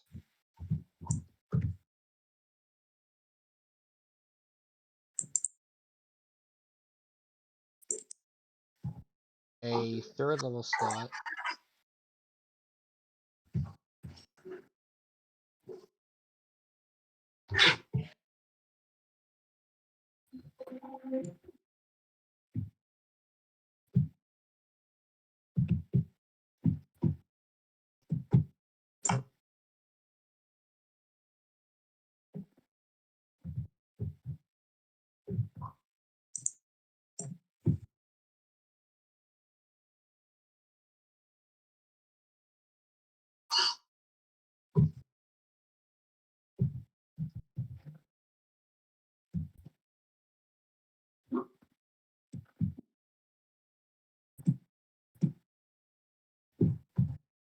Man, he's just the goat, dude. 1st level slot. He's using a 3rd level slot for one of his turns. He's using Cone of Cold. He's using a Fireball. No, I'm sorry. He's using 2 3rd level spell slots. So, Spell Magic, Cone of Cold. I'm sorry. Spell Magic, Fireball. Both of which are 3s.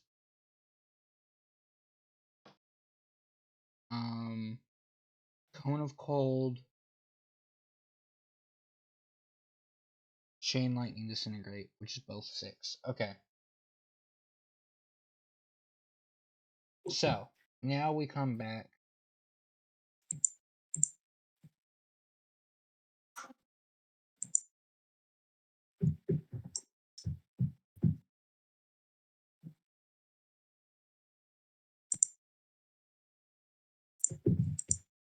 Okay, so Fireball.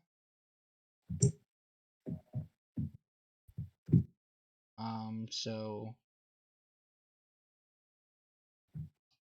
86.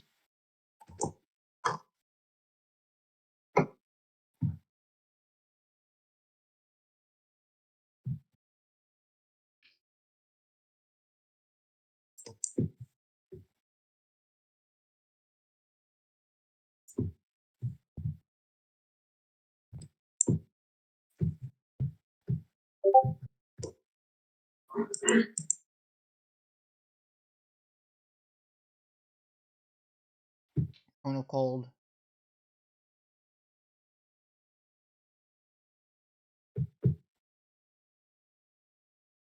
Chain Lightning. And Disintegrate.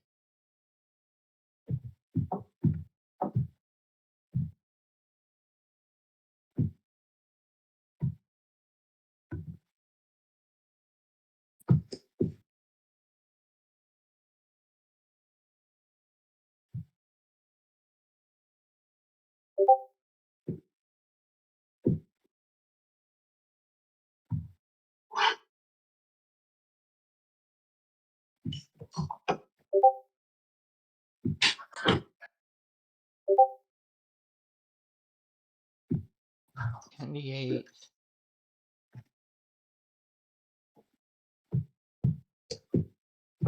28 plus 10 is 26.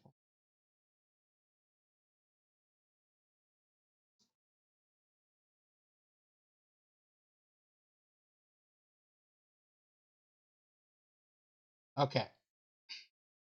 Now, that is Fireball, that is Cone of Cold, that is Chain Lightning, and Disintegrate. All 5 spells, okay? Okay. So, yeah, he just barrages the enemies with a stream of a wide variety of different elements: fire, lightning, ice. I mean, he's just necromancy. He's popping off. Okay, so Now, now they both need to make like 5 saves in a row.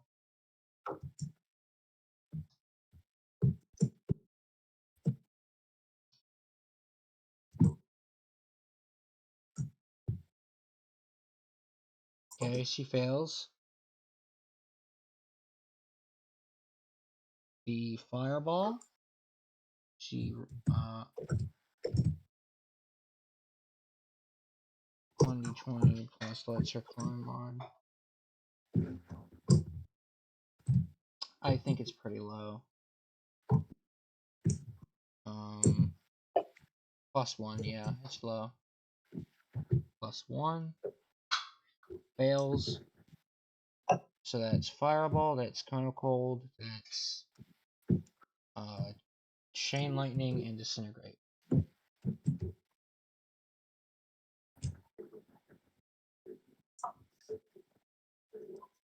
28.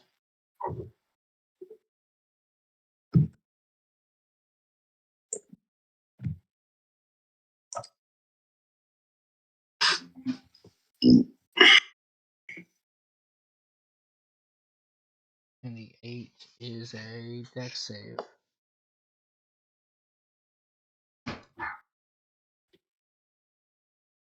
Oh. I can't wait to add all this up. That is a success. Unless you want to spend 50 points to make it a fail. No. A 60.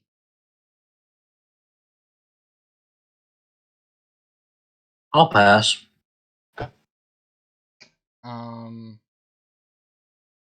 So she takes half damage from the chain lightning. So 34, 33 from chain light. The rest is full damage. All we have left is disintegrate, which is a dex save. Can you get a recon?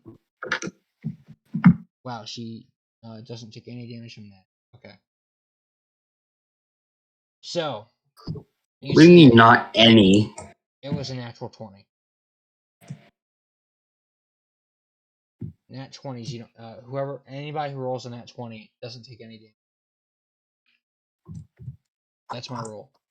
It works for you guys as well. If anytime, the last session, if you are rolled a nat 20 on one, you rolled a nat 20 on one of your con saves, you didn't take any damage. You're supposed to take half. I just don't remember that being a thing. That's all. Sorry. Watch the VOD, dude. 32. No, I believe you. It's just I just forgot. For 79.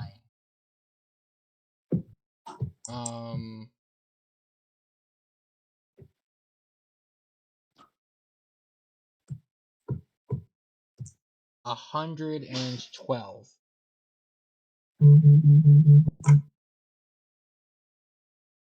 112. Making her at, putting her at, no, dude.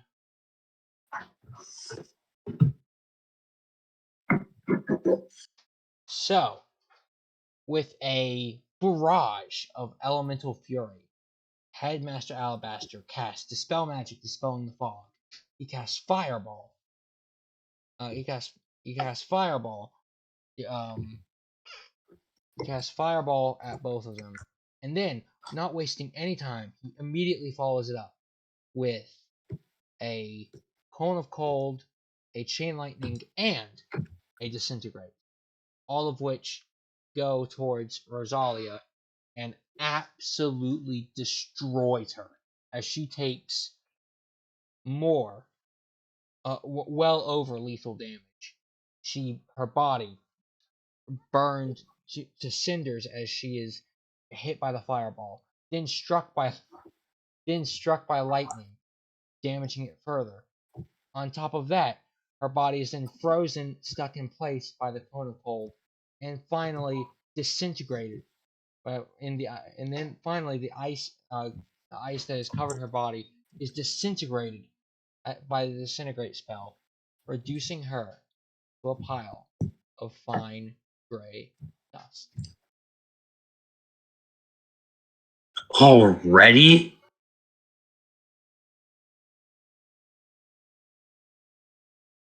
Damn.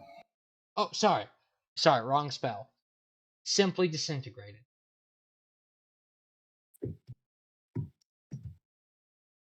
Not No, I'm sorry. A disintegrated creature and everything is wearing and carrying, except magic items, are reduced to a pile of fine gray dust.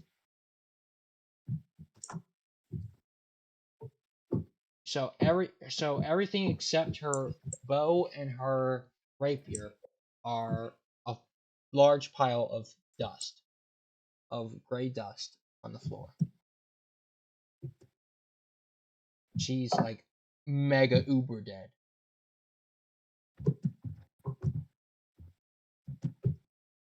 Victor looks over, sees his wife in literal ashes, takes a very, very angered, concerned, and almost unbelievably slightly sorrowful face as he looks at Headmaster Alabaster. Fists clenched. You. You. You took her from me. You've dismantled my organization. So, I will take everything from you. Turning his gaze to Chinook. Yay! Victor uses a legendary action. Well, this is bullshit.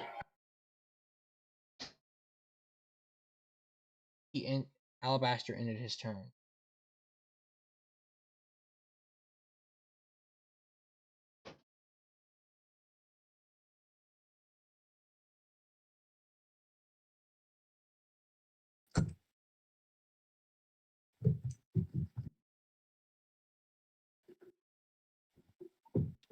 Victor is going to make a hand crossbow attack against you, Chinook. How many? 1. Let me guess. Victor Venom? Yep.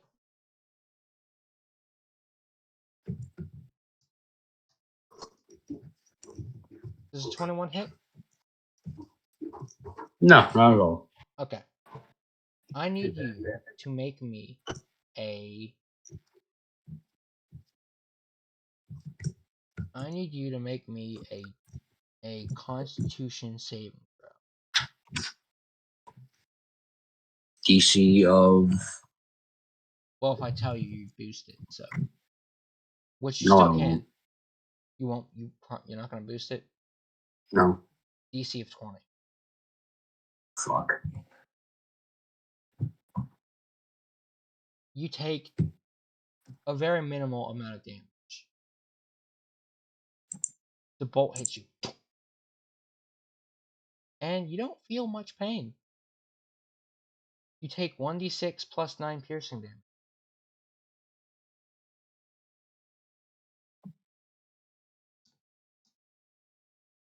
You take 12 piercing damage. How much? 12. You are And now I'm also. paralyzed. Nope. You are poisoned.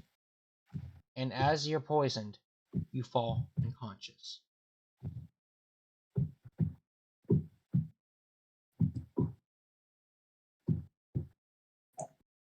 And technically, he can mess with your memory to any extent he likes. So, yeah.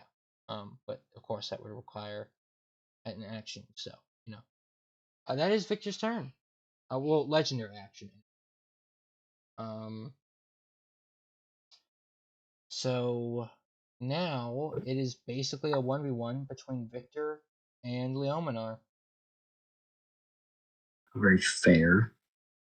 Well, Alabaster technically is there too, but That's still not very fair. I don't know, dude. He's got his shadow dagger and it's the main source of his power aside from his magic. Yeah. Go ahead. Oh. It actually is Victor's turn. But he already used a legendary action. That should be at the end of Alabaster's turn, get with the program. He can't make a Shadow Dagger attack. Oh. Well, that's cheating. He will make a hand crossbow attack at Headmaster Alabaster.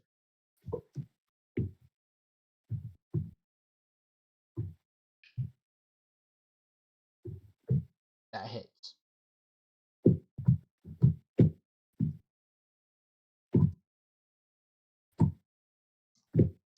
One d20 plus what's his con?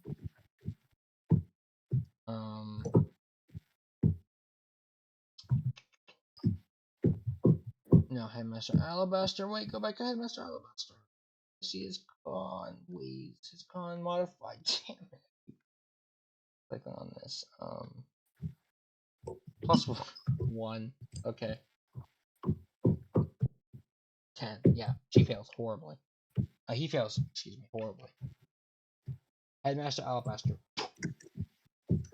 gets shot with a Victor Venom arrow. Huh! I thought more than that. Bro, he used a legendary action. How did he? What? I thought it was a legendary action only. You're saying he just pulls those out of his ass? He can use all of his attacks on one crossbow attack. And he also has it as a legendary action. Either make a Shadow Dagger attack for 2 legendary actions or a crossbow bolt for 2 legendary actions. How many legendary actions does he have left? Well, he did have 1, but it's his turn, so now he has 3. This isn't fucking fair. So Headmaster Alabaster also falls asleep. He's unconscious. Leominar, it is now you and Victor, 1-on-1. Both your allies. We said he'd be right back. Oh, never mind. He said he'd be back. Both your allies are unconscious. Rosalia. Can I at least do something and try and counteract? Or even like roll d20 if it's like a 17. No, scratch at 19 or higher. I wake up. I don't know what you're laughing for, dude. He just offed both your friends effectively.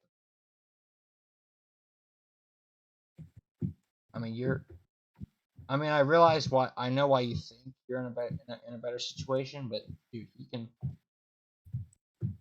he could probably end the campaign here if he wanted to on his next turn. Go ahead.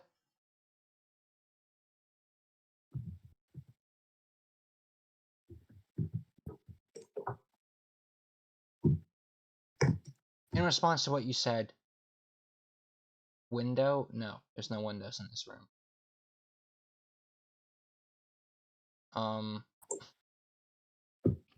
In response to what you said, Chinook, no, because that's what the con save is. Do I get to roll one every turn at least? No, that's not listed in the poison. This is bullshit. Well, there is an upside. It automatically ends in an hour. Do you guys know how many turns that is? Yeah, because one round of combat is 6 seconds. turns, so you'll be there for a while. That's kind of my point. You'll be. Hey, think about it. In 100 turns, you'll be awake again. Listen, I want to die in real life, not in game. Oh my god, I can't say that shit, dude. I'm not trying to make edgy jokes. I mean, not if you don't have over 1 million subscribers. Once you get big enough, YouTube doesn't care anymore because you're making them money. I mean, that's harsh, but that's true. YouTube doesn't care anymore because you're making them money. they're not gonna collect their own income source of income.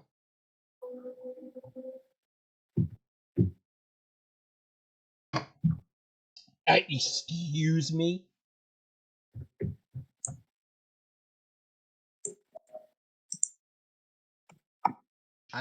You could technically do that. Yeah, you could.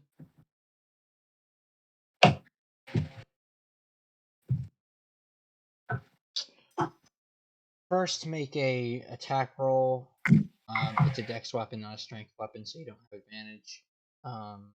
Make a regular d20 roll, attack roll plus your dex mod.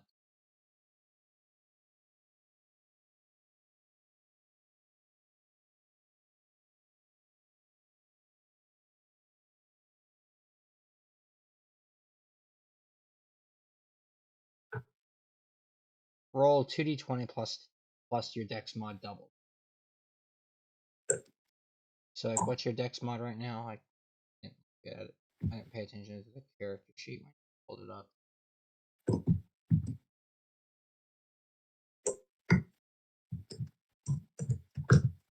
Hang on, I'm finding it. You have a plus 2 dex, so 2d20 plus 4.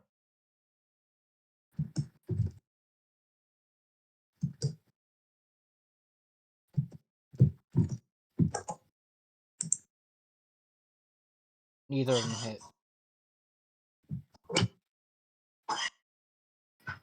No, because it's a dex weapon.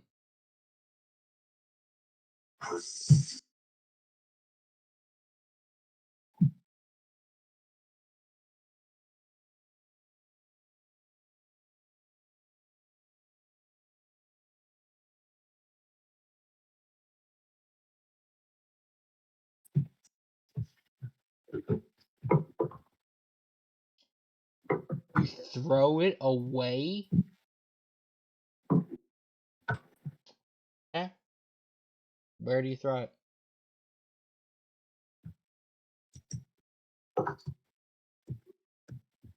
Behind you. Sure. You throw it towards the very entrance. Yeah, I know.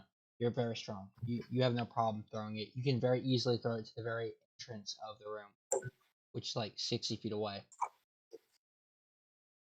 So yeah, you throw it 60 feet, it lands at the entrance. Victor? No! Noticing that you've heavily separated him from his weapon.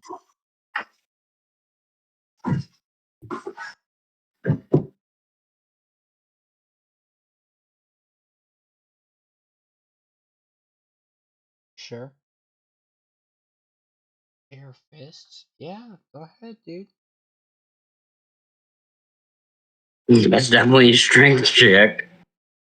No, I know why he's doing it, because a unarmed strike is one damage plus your strength mod. Isn't it like 35? Mod, not score.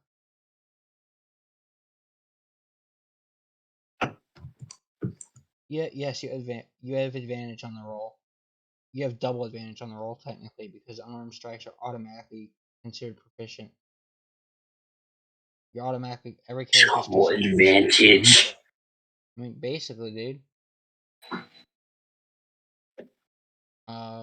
It would be hang on. Double advantage would be a plus 10 to both rolls. plus your strength mod, which is +7. So you'd be +17 to both rolls, which is even higher than Victor's to hit modifier. So make 2. And mine. Yeah, anybody's basically. Make 2 attack rolls, both at +17. So action and strike, but yeah, both hit. Yeah, they both hit. Now make 2 unarmed strikes. Added, well, I mean, they're already HP.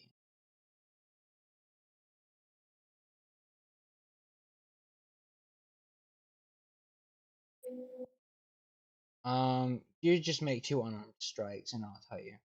Just do action, unarmed strike, action, unarmed strike. I'll tell you what the damage is, because I know your modifier.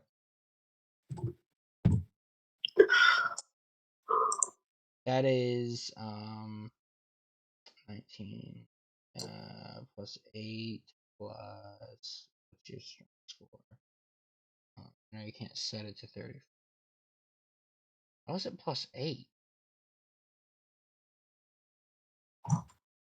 Oh, okay. No, I realize that's +8. That's the 2 hit. So 3. So that's 10 bludgeoning damage. Again.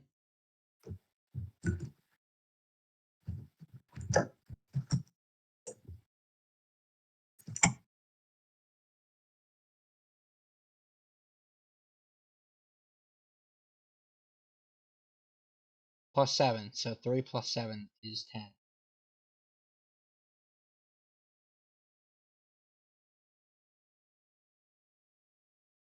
What do you mean 20 total? Because advantage? No, that's I not don't how that know. works. That's not how that works. Yeah, but you'd make a second attack roll because it might be more than 3 damage on the second attack. If you want to just deal 20 damage, you can. But...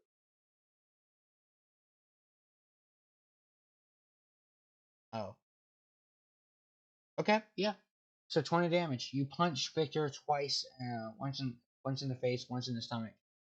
A few of it, a tooth or two, flying out, and spit coming up, on, it's like saliva coming up on your fist as you knock the wind out of him tremendously. His eyes go white for a second as you deal 20 damage.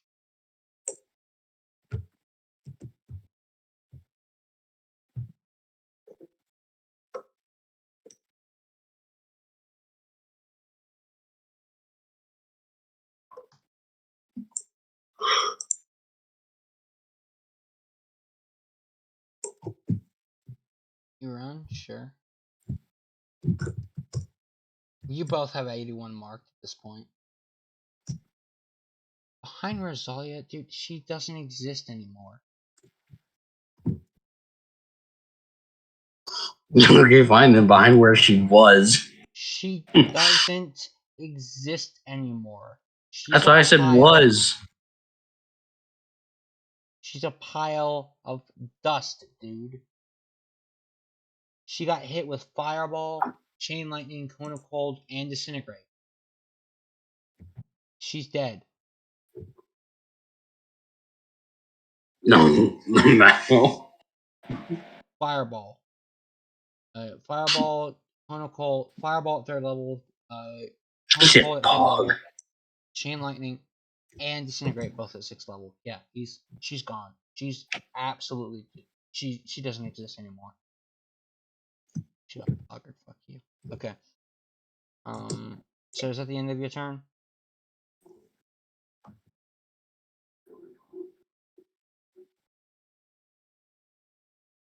Okay. Victor picks up his late wife's weapon, Losivel, and attacks you. What is it? 3 times? I think. Yeah, 3 times with Losivel.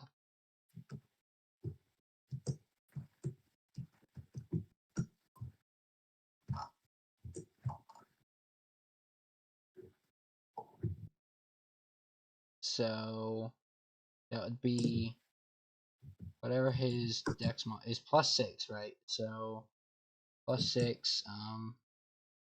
I guess he isn't technically proficient. Is he? The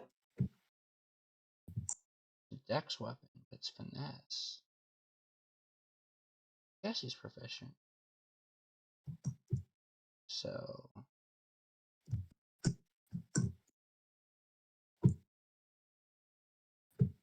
you don't say that. I'll roll 2d20. Sorry, 3d20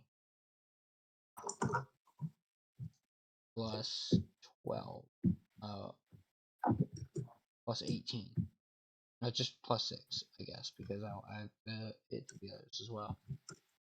That is a 18, a 23, and the 13 doesn't hit.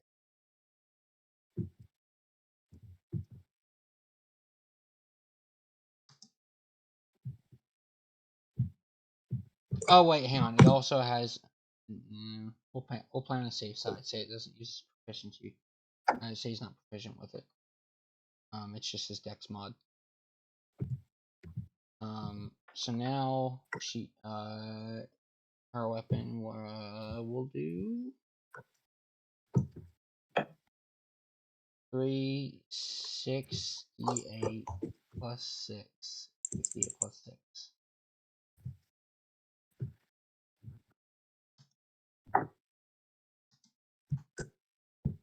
Dealing 16 damage to you.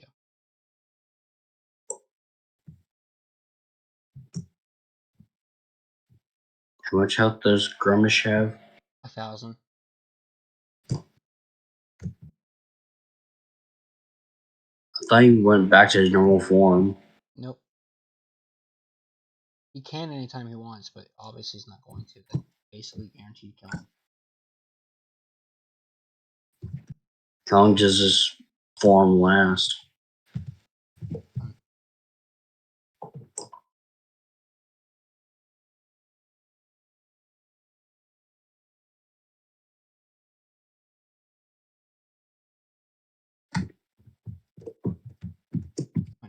How much damage did I say he dealt? 15? 16? 16. Okay.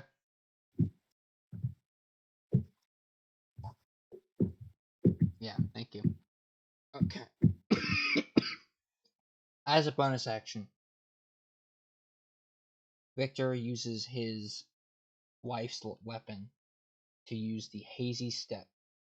Actually, no, let's not do that. Yeah.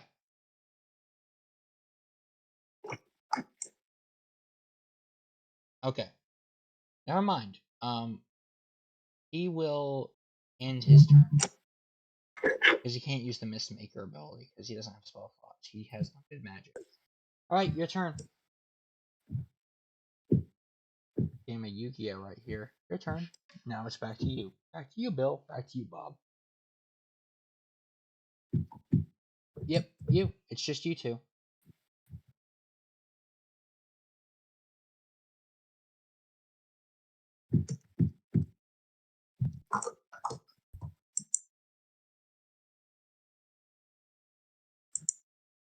For the record, Victor could have very easily given Rosalia given 5 more of his legendary resistances to her, so that Rosalia would still be alive.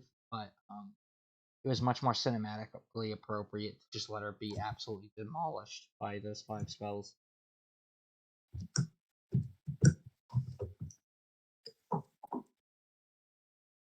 Sure, dude. Late wife's weapon. Enough with your toys. Sure, dude. Make a strength check with advantage.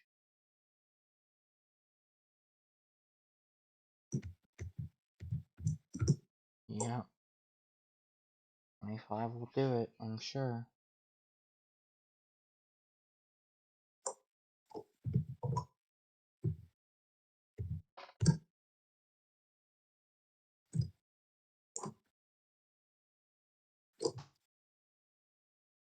Wow. Never mind. He, as you go to grab it, he just barely, gets it out the way in time. How the hell does that work? Okay, he rolls an 18. He gets a 2, that's 20. He gets 5 more because his modifier is plus 7. So that means Leominar makes 25 on his strength check. How does that 7 turn into a 5? 18 plus 2 is 20. But his strength mod isn't actually plus 2 right now, plus 7. So I add 5 more to his result to make it plus 7. 18 plus 7 is 25, right? We agree on that? Yeah. Okay. So Leominar's strength check is 25. Victor's sleight of hand check to get it under his hand that's trying to grab it is a 26. Shouldn't be. No. Damn it. It's not a strength check. It's strength versus sleight of hand to move it out the way. What else do you do? You have, I believe, 2 or 3 more actions. You've used 1. Yes, you can use rewards points. Do you have any? Probably. I mean, you don't need that much. Leominar.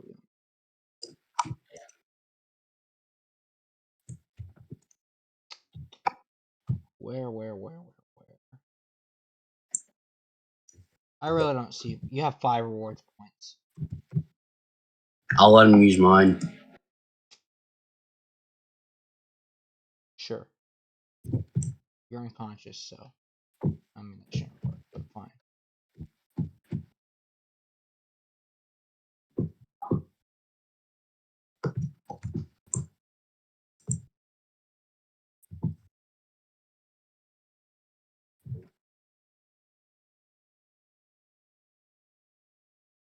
Okay, you succeed taking his late wife's weapon from him.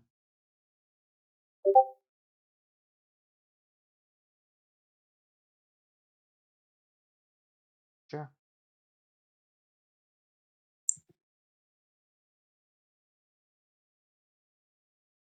You still going here? Wow, 3 hours at this point. Close to anyway.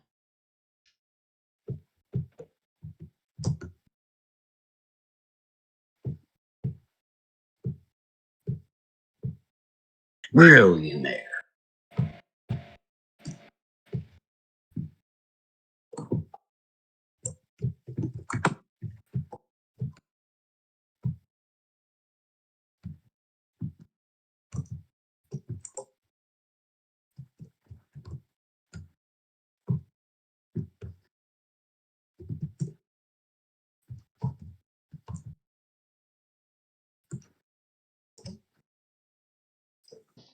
Yeah.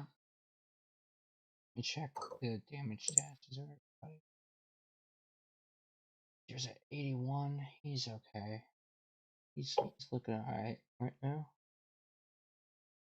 Leominar's at like 100, but he's got 1,000 HP, so.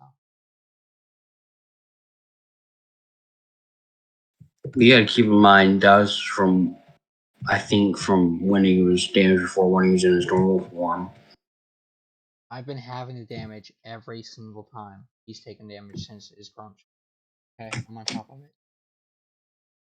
Oh, I thought he got attacked when he was on his normal form.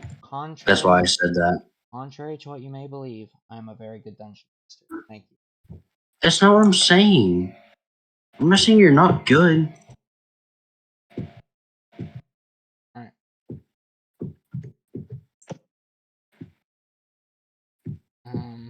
We're waiting for him, I guess, to get back. Figure out what he's gonna do with the rest of his actions. Let me see. 81 out of what?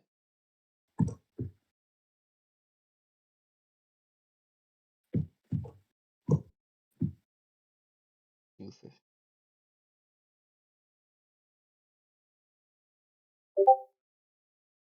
So he's not like dead. He could. Is that only a saving throw that that works on?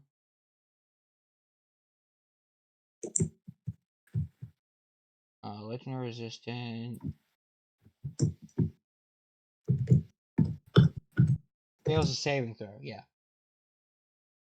Okay. So it doesn't work on that. Yeah. It's fine.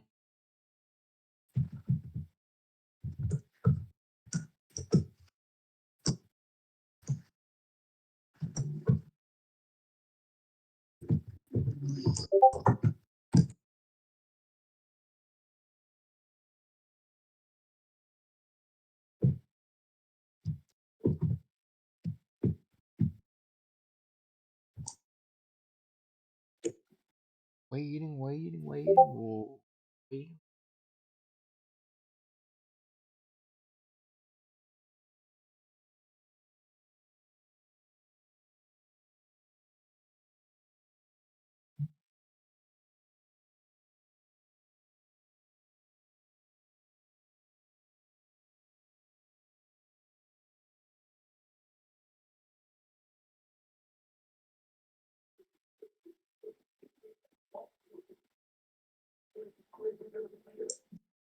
I'm not actually upset about the situation. I'm obviously glad that you guys are succeeding, and very close to winning at D&D. Okay, I'm genuinely from the bottom of my heart. I mean, I'm just I was hoping for this battle to be a lot more epic and balanced in what it is currently being. Because right now, Rosalia basically didn't get to do anything. Victor isn't really standing a chance.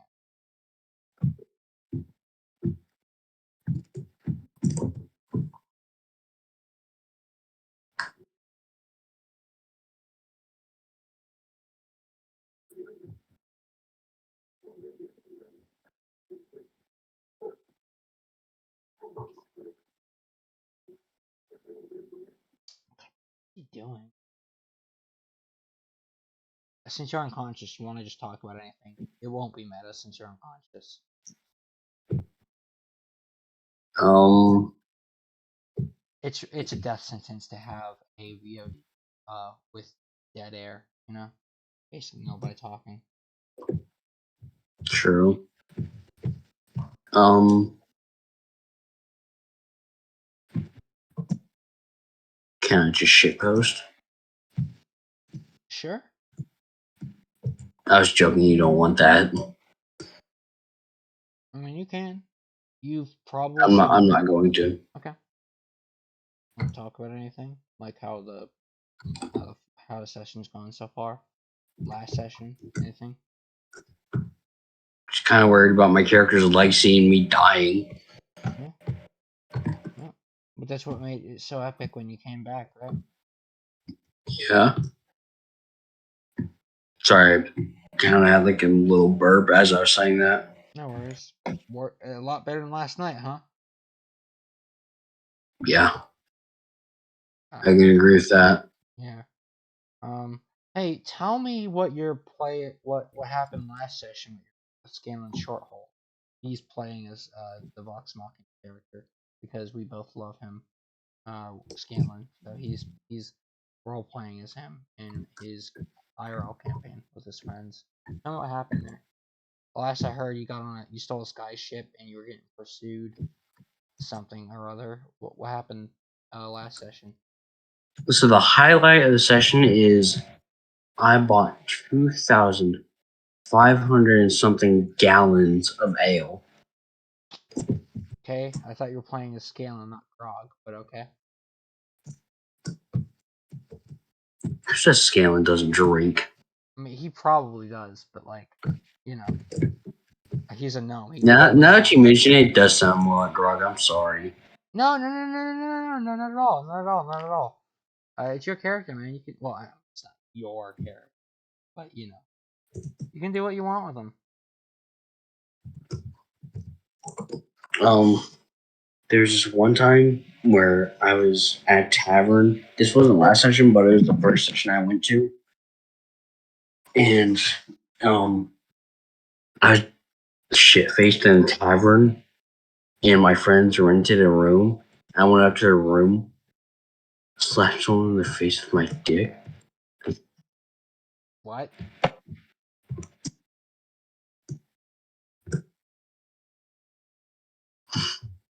Did you hear me and just confused, or Yeah, no, did you actually not hear? I'm just confused. I heard what you said. Kind of. I didn't get the whole sentence. I heard something dick in your face. Okay, so pretty much the first session I went to, Mm-hmm. I was shit faced at a bar, Yep. and my friends rented a room for the night. Mm-hmm. Like one of the worst rooms a tavern would have. Like Oh. that's not even a joke. Oh, okay. So they intentionally, like, because of availability, or they intentionally bought the worst quality? Oh, I don't know. I don't remember. Okay. All I know is Alright. it was the worst room Yeah, okay. possible. Okay. Go ahead. Like your worst room that you serve in a tavern is at least 100 times better than what we got. Yeah. Brooks Tavern's very nice. Okay, so keep telling me about what happened. Did you get to make any skill and short hold jokes or anything while you were last Oh session? yeah, I made one major one. Tell me. I want to hear it. So pretty much after I slapped a pile of rocks, aka a living pile of rocks, one of my friend's characters, in the face with my dick. I pretty much oh god, what did I do? Oh yeah. The tavern keep came up and said, so I'm gonna ask you, and I said it's either your ass or theirs. Oh yeah, I heard about this. Yeah. Okay. Yeah. All right. Anything else? Not that I can remember. But from what happened last time is we found a magical gun. Oh wow, you have an anti-matter rifle in that campaign too? Oh, they're popping up everywhere. I'm glad you caught on to the joke. I wanted you. I was about to make sure you knew I was joking. I thought it was a legendary item. Apparently, it's popping up everywhere. It's popping up in every campaign we play.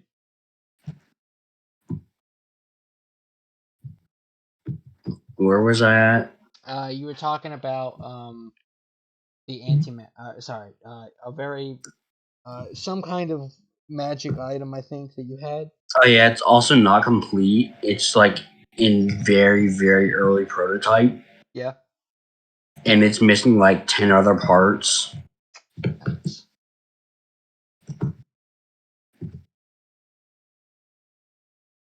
and it requires blueprints and shit. Oh yeah. Yeah. And you want to know who got it? Who?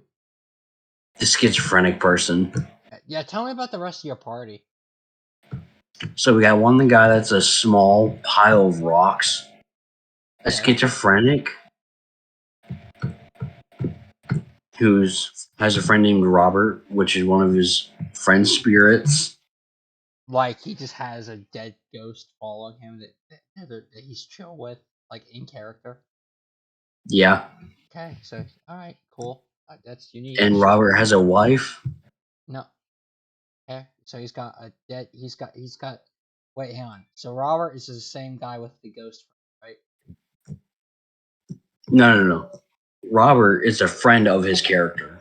Okay, okay, cool. Thank God. That was gonna be rough. I was gonna say, does the ghost just like watch this? Does the ghost just watch, sneak in and, like observe and like silently judge the quality of the intimacy between them, what, at night or like what happens there? But okay, never mind. And Robert, the spirit, has a wife, Yep. Let me guess. and Robert's the ghost and the wife's a banshee. I'm sorry. I'm sorry. I'm not say no. No, I'm not stereotyping. Please don't shut me down. No, I'm sorry. Because all women do is scream it. Scream, bitch, and moan. Whine, bitch, and moan. That's all they do. Pretty good at cooking, though. Remember that Fitch clip where it's like, naturally gravitates towards the kitchen? yeah, Naturally gravitates towards the kitchen.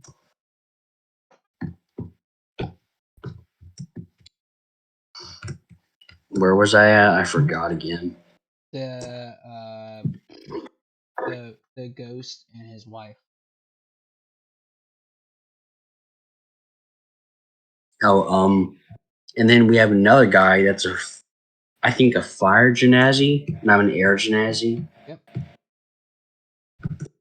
Okay. And the schizophrenic is a cleric for some damn reason. Okay. So the guy that's mentally insane is your doctor. Yes. You don't see anything wrong with that? Okay.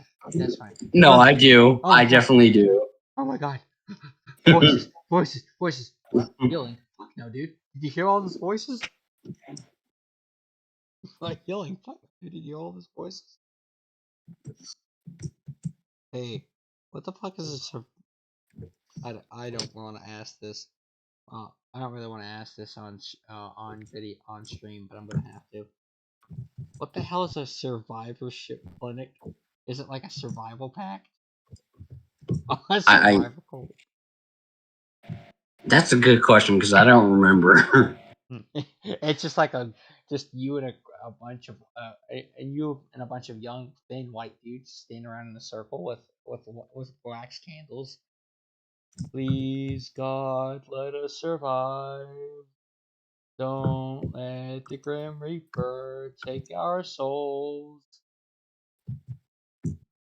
And then like magically you start and then you start like all walking in a circle. Shark bait, ooh-aha! I'm sorry, I had to. I love that line. I'd never get to use it. Shark bait, ooh-aha! So good. I might even be misquoting it. You know my favorite scene from Finding Nemo? I know you Mine. know it.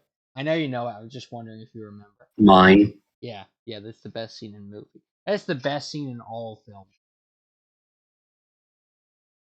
You go, all their beaks poking through the sail of the boat, and they're just you can't see anything but their beaks, but they open. Mine, mine. Yeah, you do.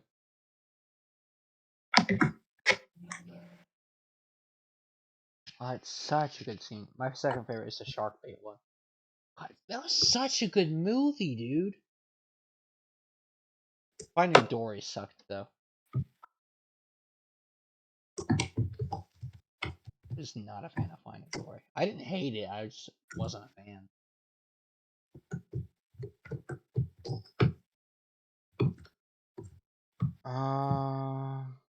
Yeah, okay. Looks like he knows what he's doing.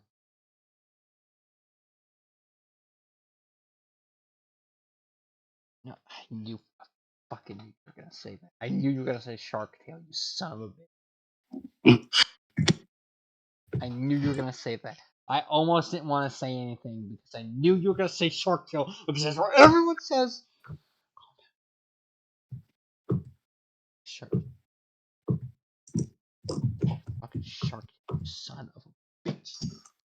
Does Shark Tale have a pelican have a have a pelican scene? A swarm of pelicans saying mine? I don't think so. I've watched it. I've seen that gay fish. I've seen that gay fish. I can't say that. No, but you know that fish from Shark Tale where it's like he's like blue, green, and yellow all at the same time. Yes, that's the main character. That's like little. That's right. That's right, little fish. We got your girl. That's right, little. That's right, little fish. We got your girl. Like the fucking mafias in the movie. The mafias in a kids movie. We got your girl.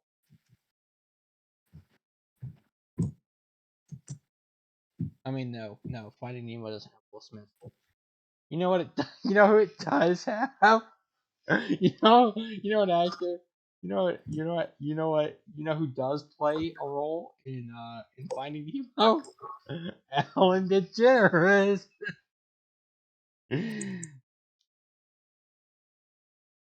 Ellen DeGeneres. Ellen fucking DeGeneres. Not even Oprah. Ellen DeGeneres. Oh my god. Not even Oprah. Ellen DeGeneres. Obviously, it's a joke because she's not. She's all she does is get clowned on for her performance as Dory. You played a fish with brain damage. You played a fish with brain damage. That was such a good rat battle.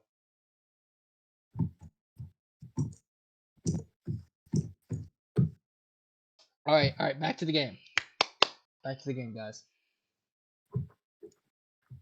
All right, you can finish your thought about Shark Tale, about your two approaches, but then we're getting back to the game. We have been at this for 3 hours now. Dude, what is your obsession with that shit? Yeah, sure. Go ahead. Make a strength check with advantage. You don't want to shoot him. Just a heads up, that's Dex weapon. Oh, the bow or the Lossy Bell? The Oath Bow or Lossy Bell? Which one? I thought you grabbed Lossy Bell.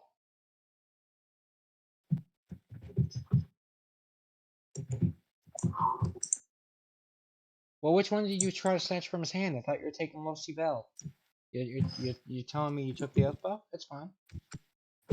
I just need to know. I assumed you were taking Lossy Bell. Because that's the one that was in his hand.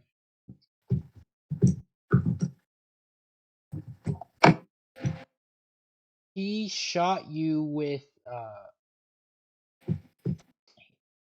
Did he shoot you with anything?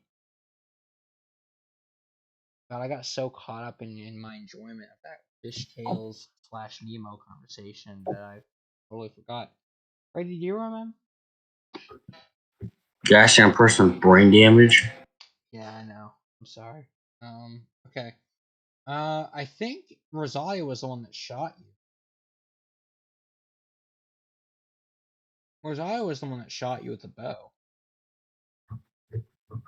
Pretty sure. I'll have to go back on the VOD and check it out. Yeah, I meant to say he picked up her Lossy Bell, her rapier. I thought that was implied. I mean, you can take the bow if you want. You technically have another action, so you could take the bow and the quiver.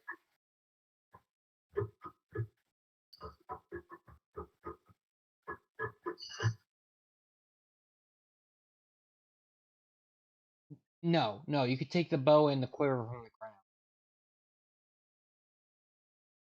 ground. Listen, just hit him with your fist. Yeah, right, I know. Okay, so alright, you've used one action. You've used one action. So what do you do now? Because right now you have his rapier. Well, his wife's. You try to break his rapier with the second action? Okay. Roll strength with advantage. Why would you do that? That's what I'm saying. First off, hella disrespect. That's You not think I give a shit? that's not dumping on the dead. That's pissing on the dead. But anyway, you know, outside of that, But on top of that, dude, rather than actually fucking keep it for himself, if for no other reason than to sell it for thousands of gold, he's just gonna break it. Because fuck you. 13 doesn't make it. Fuck you. Oh wait, hang on. That's actually an 18 and a 10. 18 and a 10. Well, that's.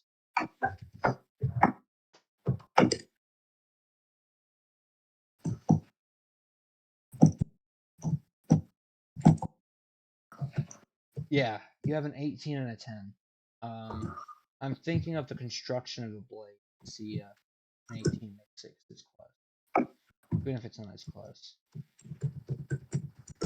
I think it was constructed with metals. It's worth DC 20, but you can just break it. Yeah, you can break it at an 18. That's fine. Yeah, you break it. So that's 2 actions. What else? Punch him. For God's sake, you should have punched him last time. Dude, he should have long punched him by now. His face shouldn't be existing.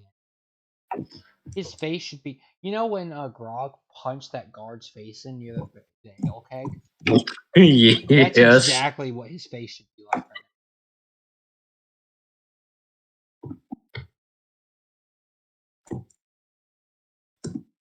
now. How much? Yeah. Uh, outside of um, outside of Grumsh, you have what? 2 or 3 attacks? Two. Two. Okay. Uh, so okay. Well, rules is written. The answer is no, but I will say you can. I will say you can still use those 3 actions.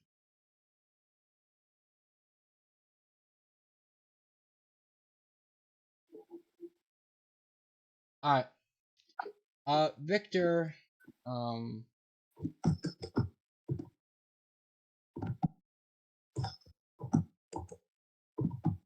I mean, what the hell does he have at this point? His bare fists.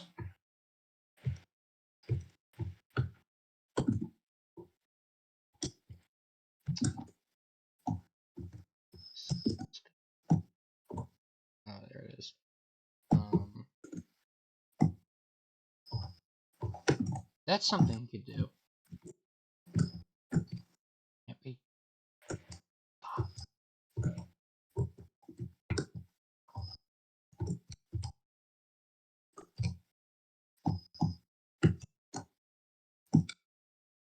I think.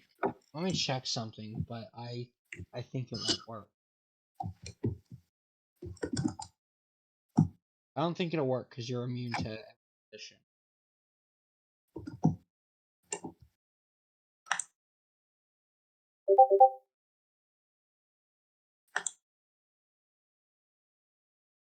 Yep.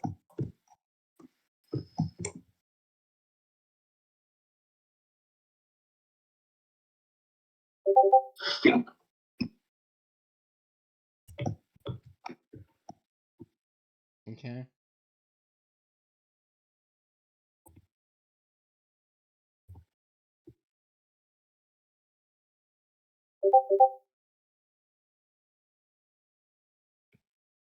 Great. Fantastic. None of those spells work. Okay. Victor is going to cast Darkness a second time. Counter spell. Use counter spell. He can't. Why not? He's raging.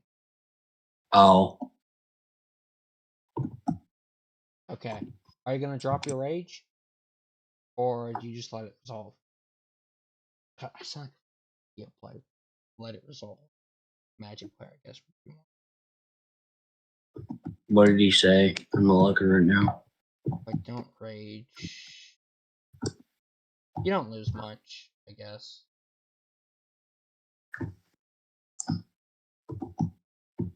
Your rage will just no. Your rage. If you drop rage right now, that will only stop you from dealing, from having advantage and stuff on your current attacks, like your future attacks this turn.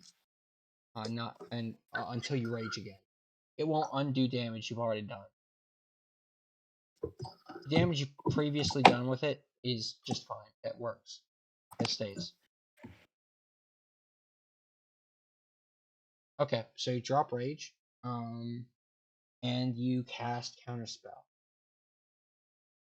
So let me see. That's Oh, breath, you is going to die. break, counterspell. So that's 3 actions. Okay, that counters it. You have 2 actions left, but you can only use them for the attack. Actually, no. Wait, you can't cast counterspell. Like you could, but you only have 2 actions that can't be used for attacking. Like you have only like so of your 5 actions, 3 of them have to be for attacks.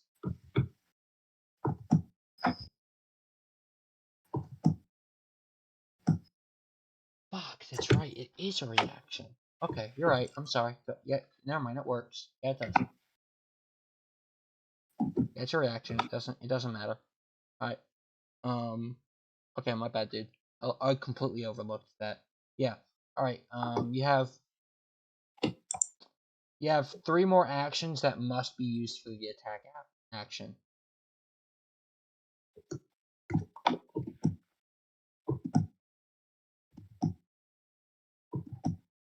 No, 2, because you threw the dagger. So threw the dagger, grabbed, broke the sword, so you have 2.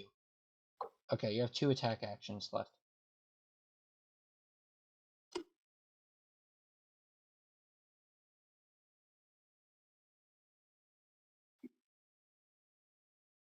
No You more spend than half of those actions not even attacking. No, you only have a maximum of 5 attacks a turn, but you use 3 of those actions. Use your 3 free actions on well, 2 of your free What? actions on other things. And your like free isn't to do whatever you want with it. Not actually free. But the last 3 of your actions of your 5 actions has to be attack. Quintuple, yes you did. That's why you get 5 actions. I know that's not how it works, but that's how I'm house rolling. 3 3 hang on.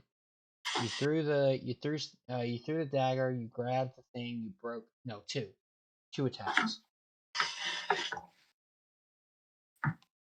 Because you You used should have just done all attacks. We need to get off as much damage as possible. do what?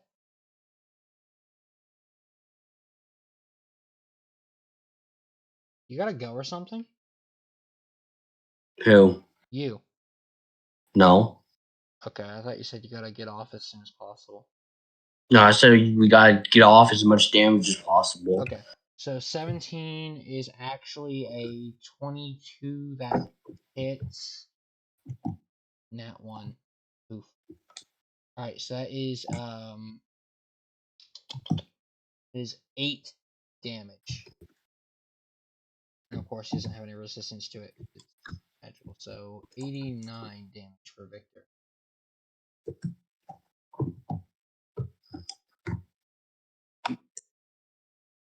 Victor will use his final 3 times a day use of darkness.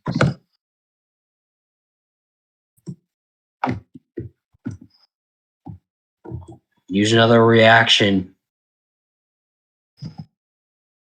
Don't coach him. Oh. I mean, I guess they do that on Critical Role, kind of, but yeah. Okay. Cast counter spell, and it's a 2nd level spell, so it automatically counters it.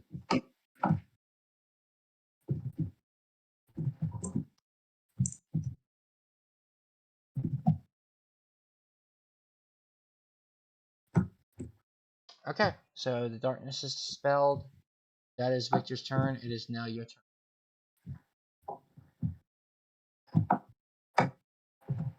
Five actions, 3 of which must be used to attack. 3 or more of which must be attack. 3 of which have to be used for attack, but you can make up to 5 attacks.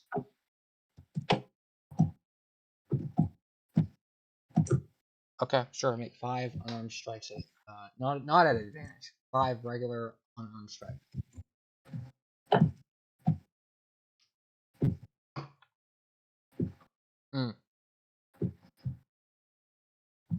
Sure, make 5 unarmed to roll 5d20.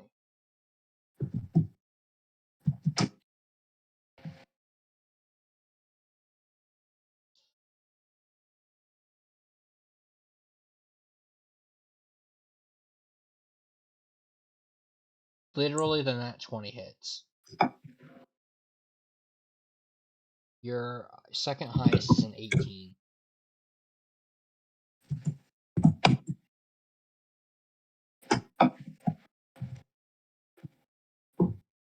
So your modifier is +7. So your 11s are 18s, and 18 doesn't hit. So right now, all that hits is the 20. Rolled to 27, but it's a critical success, so you know.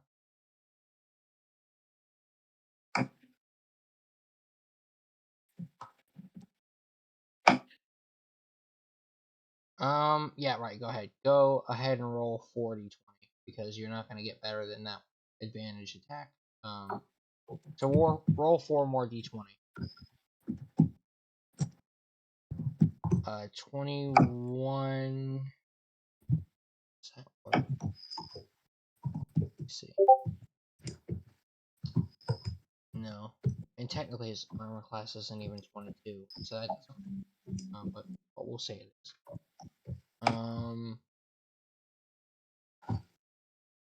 2 hit. And of course the nat 20 hits. So 3 total hits.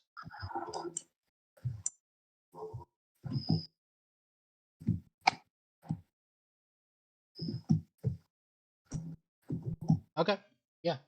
So you deal 40 more damage as you punch him. Do you care where you punch him, or you just do it like the narration? What do you want?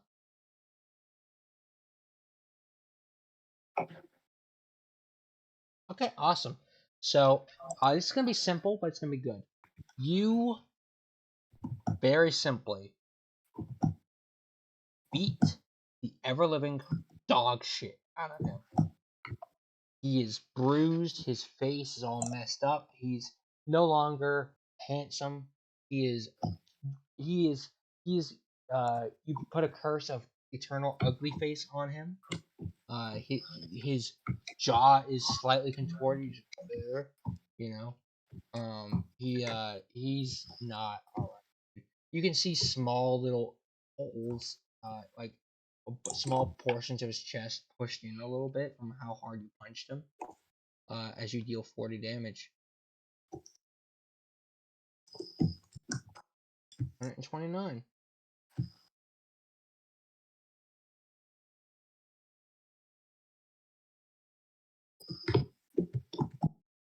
Okay. I have to see. I mean, he only has 3 days of 3. So Victor doesn't actually have spell slots. He has limited magic capabilities, meaning he has spells that he can cast once a day and 3 times a day. He's used up his 3 times a day of darkness.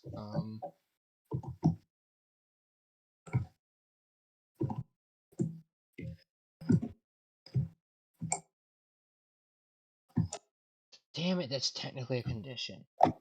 Okay.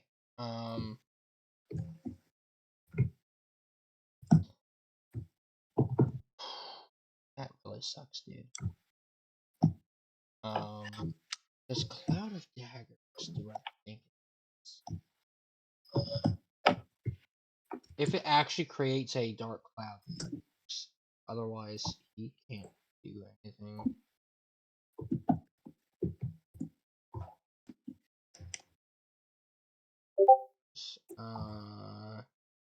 Nope. No, it doesn't. Okay. So Victor is going to take a bonus action to dash. I'm sorry, excuse me, disengage, and his action to dash, which will get him all the way to the end of, which will get him all the way to the entrance, and he will pick up his shadow dagger, and that's his turn. You don't get opportunity attacks because he disengaged. Isn't that what disengaging means? Yeah, disengage means you don't get opportunity attacks.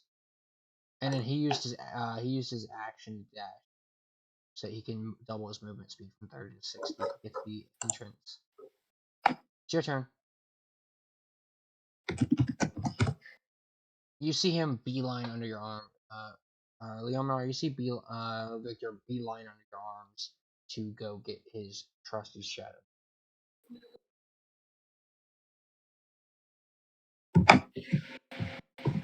Okay, yeah, you easily have enough speed to do that.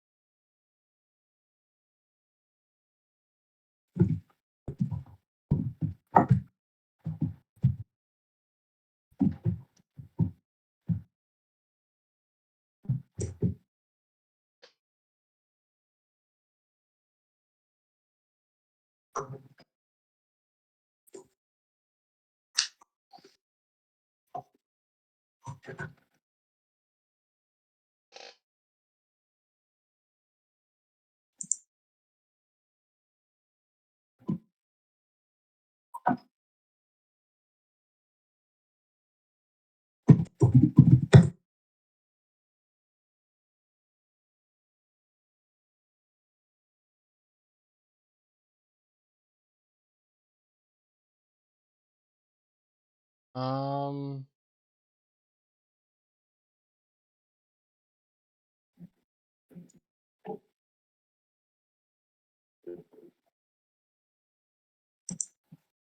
the only thing that doesn't hit is the 20.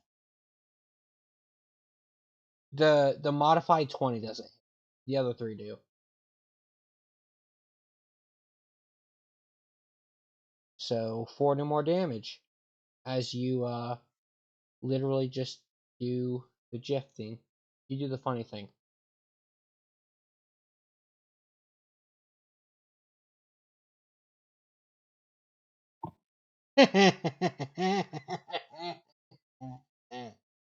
Hey, guess how much damage Victor's taken?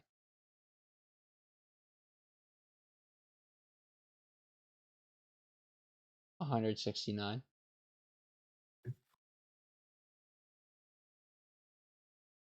Dude, on yesterday's session, literally 3 times in a row, the total came to 69. I'm not joking. 3 times in a row.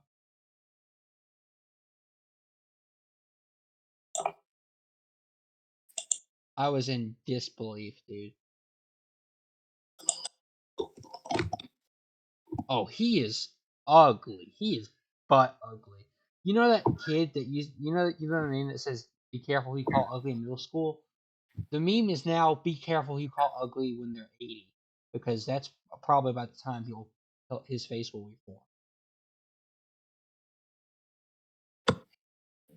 I mean, he is awful. He is ugh.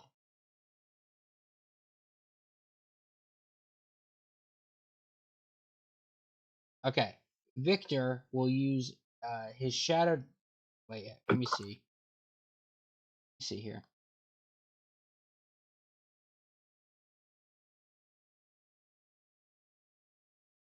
Um,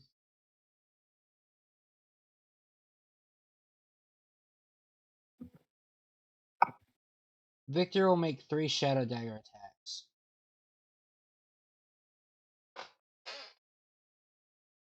So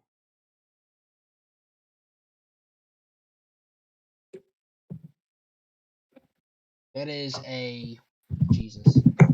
That is a 21, a 40, and a 37. Oh shit.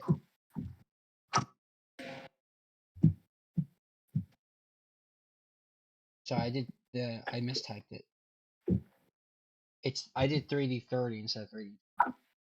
Okay. That is a 30, a 28, and a 35, which is a natural 20.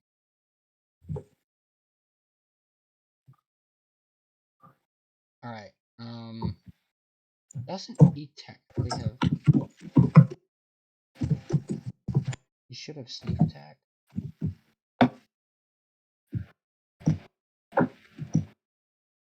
Okay, anyway, so that is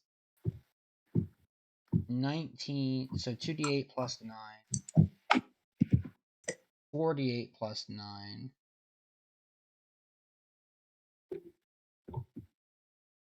so 2d8, 48 plus 18, 48 plus 18, 68 plus 27.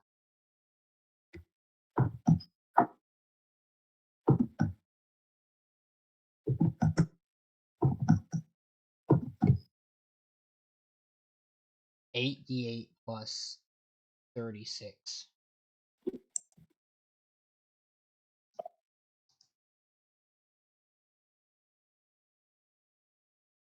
On top of that, all the damage dice is doubled on a critical hit.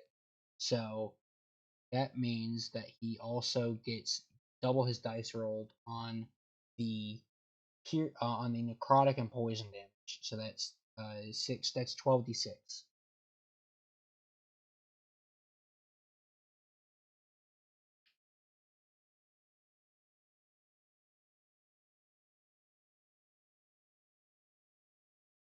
Yeah, I know, dude. I know how it works. Okay, you take 52 total damage.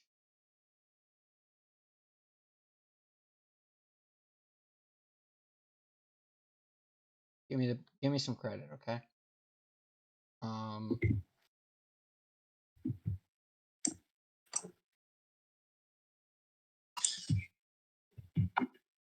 You're at 149 out of 1,000. Well, I mean, you've out of 1,000 health, you've taken 140. Outside of that, of course, a big, a big, a big smoke screen emanates from his shadow deck, and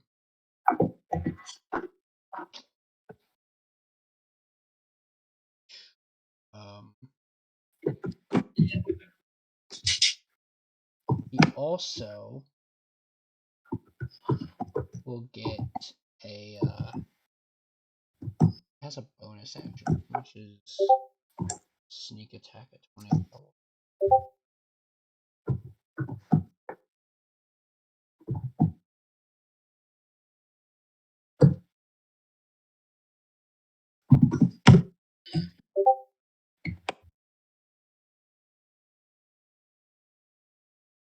Sneak attack is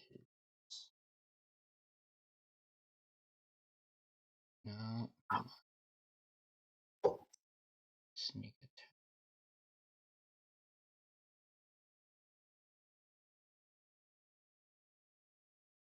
Right. Let me just do it this way.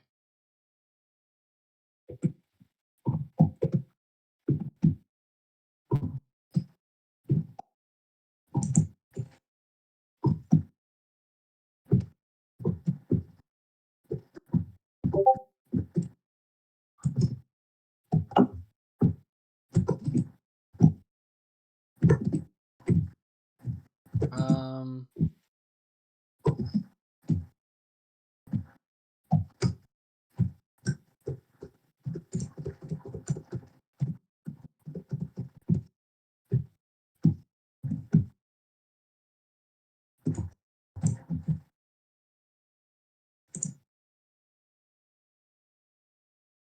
10d6.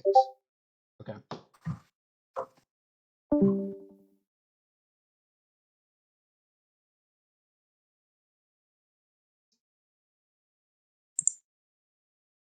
$17.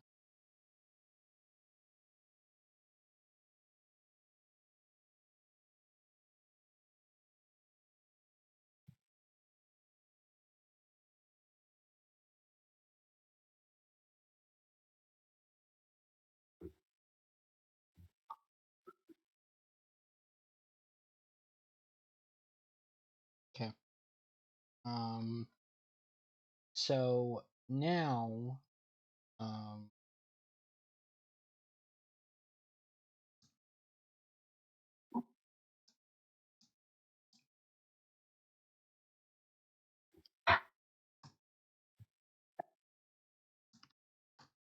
yeah, just go offline.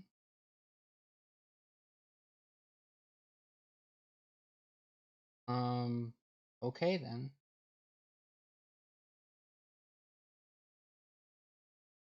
I mean, we don't end the session here. Chinook, I guess we'll say you wake up by now. Thank God. You wake up by now, and it's your turn. Thank you. Victor looks over. Yeah, no problem. Victor looks over at you, surprised. Oh my, you're up already. More time must have elapsed than I thought.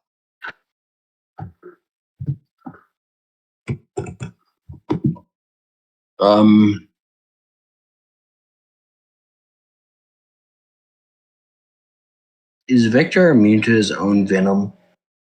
No, he's not. Wait, let me see if he's immune to poison. He is immune to being charmed.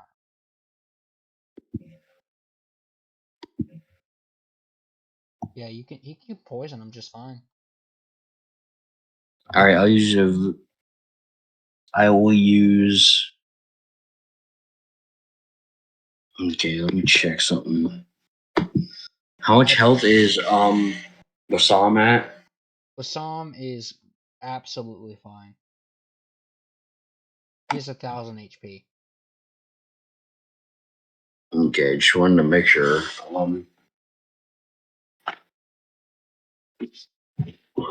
Where's my health at? Okay, I don't need that. I'll shoot a Victor Venom arrow at him, and then 2 fire arrows. Okay. I thought I would have ended. No, apparently I didn't. Okay.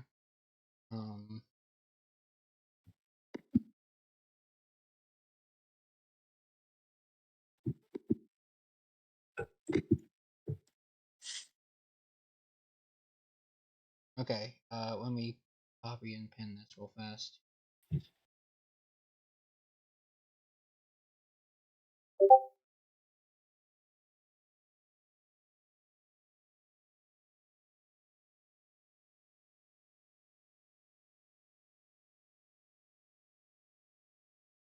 Oh, he's back. Okay. So much for what you just said, huh?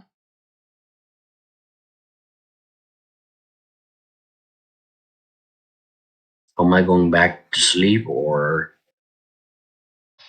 Okay. You take it.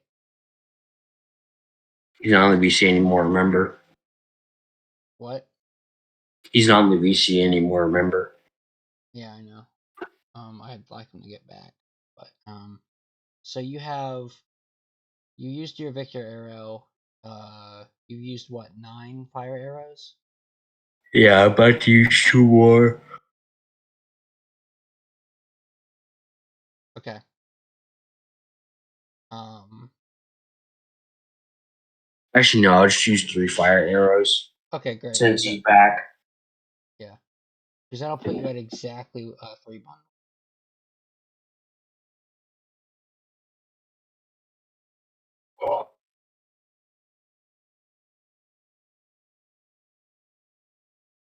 Okay.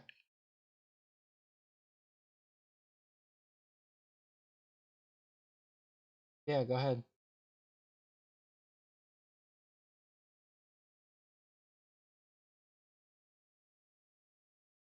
Roll at advantage, of course, except for the slice attack, because if you're using the shadow dagger, that doesn't.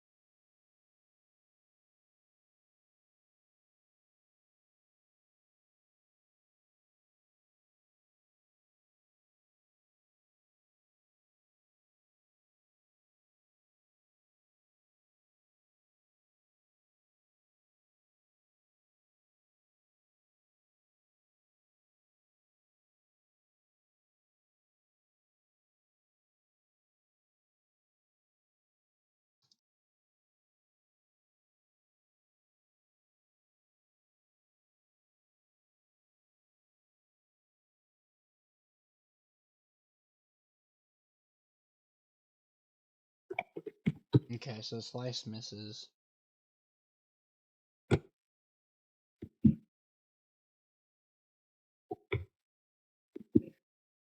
That would be 4.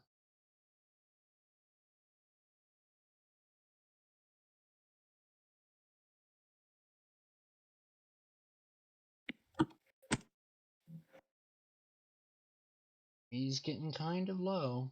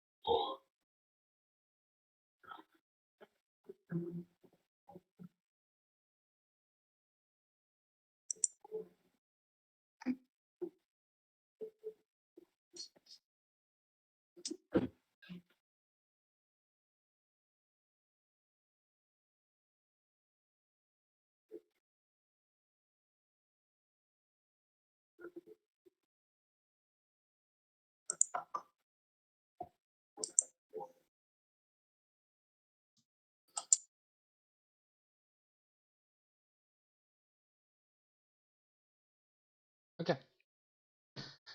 So, Chinook. No, it's Victor's turn, I guess, because you took. Did I actually? Didn't Rosam interrupt your turn? Yeah. Okay.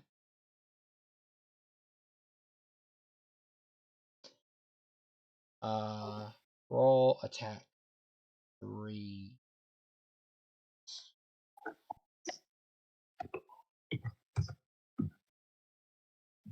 Yep. And nope. Alright, so roll, what is it, 64?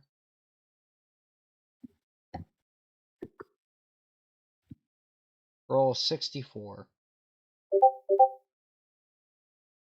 And now roll, Decent numbers. now roll, 2d6 and 2d8.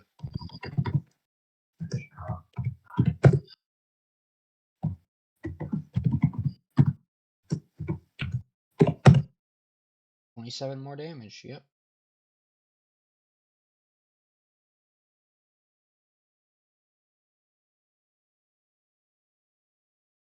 He is looking really low now. Chinook, you can hear me, right? Mm-hmm. You shoot him with 3 fire arrows. I'm sorry, and then he grabs the, he knocks aside the third one. Kind of burning at his chest. Small blood wounds exiting. A small blood wound being made with a similarly small batch of a splatter of blood coming out either side of the shoulder as you deal 27 fire damage. Technically, some of that is piercing, but whatever. Yeah. Now it is Victor's turn. Let me see something. Victor, now that you are actually awake, is going to cast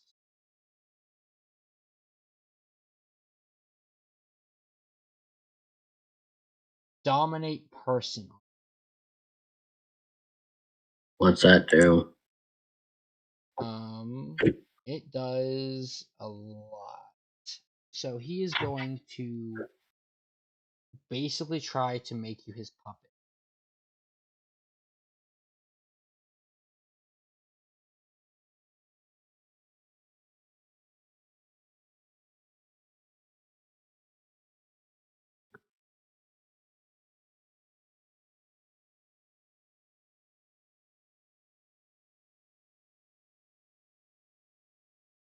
Um,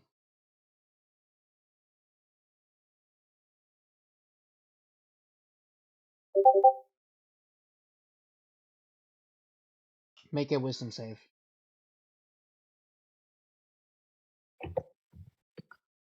With advantage.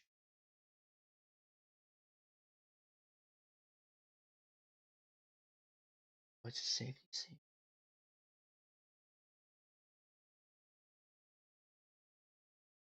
Okay. His safe DC is 20. You made it. You see that Victor begins to try to beguile you, with his eyes turning bright yellow, saying, Oh, his hand pointed. His hand outwards, reached outwards towards you. Why don't you fight for me? And you shake it off. It's now your turn, Chinook. Didn't I just make it? Yeah, you just made it, so it's your turn. No, didn't I just make my turn like a second ago? Yeah, but now it's back to the top of the round. Oh, okay. I will attack him with 3 more fire arrows. Sure, go ahead. 18 misses, 32 hits, 19 misses. So 3d4. Unless you want to modify those. I'll modify the night. Actually, I'll modify both of them to hit to 20. That's Gordo, who has an armor class of 20. What? Gordo has an armor class of 20. Victor's is higher. Oh, What do you modify it to? I'll play it safe and do 22. What won't hit? It won't? 22 doesn't hit.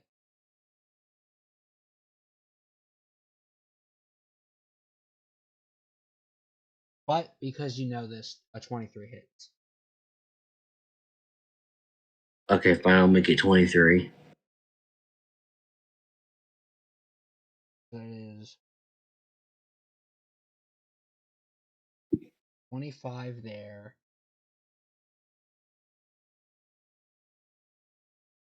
It's 45 rewards points, okay?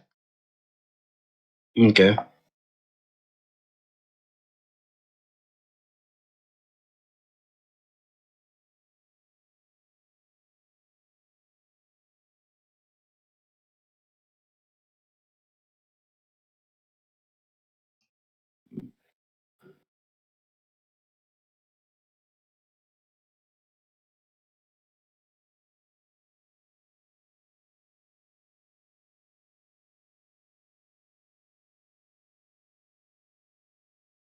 You have 87 rewards points remaining as all 3 hit. Roll 90-12.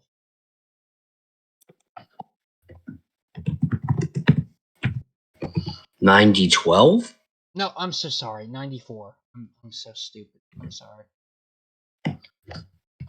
21. Plus 2. And 3d6 3d6? and 3d8.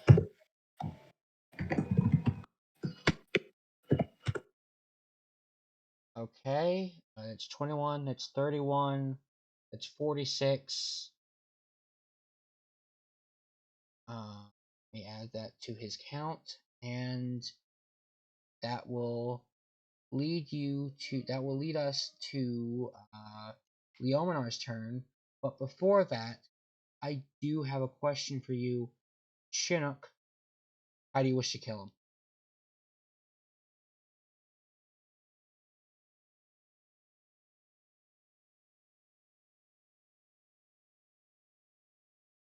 Okay. I know how I want to do this. I'm going to make this personal. I mean, I wish you'd given a better reaction. Yeah. Ray, you got class in about half an hour or so, okay? Okay. The fight's basically the fight's over. Go ahead. Describe how you want to finish. I want to shoot 1 arrow in each of his kneecaps, making him fall to the ground. Walk up to him, shoot one through his throat. 1 through each knee, 1 through the throat. Mm-hmm. Okay. You walk up, and then it pegs him both in the knees. He falls to his knees. Oh, damn! You stand literally right in front of him. Draw back your bow. What do you say? Any last words, scumbag? He closes his eyes, holds his head upwards, and says, "No, you have taken Rosalia from me, and without her, you've taken Rosalia from me and dismantled my criminal organization. Without them, I have you pierce him through the neck with your final flame arrow. Blood spurting out, gushing, just absolutely gushing on the floor as he falls over to the side, to his right side, and dies.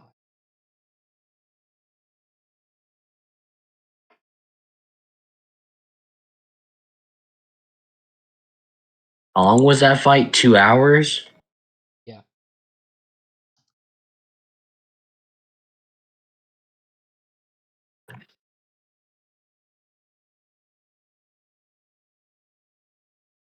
Yeah, roughly 2 to 2.5 hours. Chinook, you're already level 20. Yeah. Leominar is also level 20 now, as is Peacock. Once he gets there. Congratulations, everyone. Yeah. Thank you. What do you call your party? Or do you want to wait? Or do you want to wait till everybody's with you? Wait until everybody's here. Okay.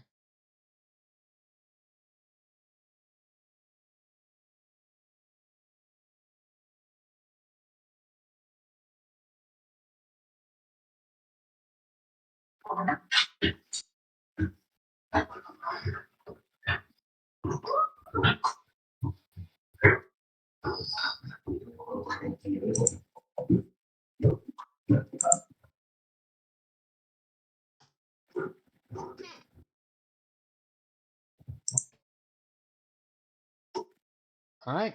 Congratulations. You guys have done it. Welcome home.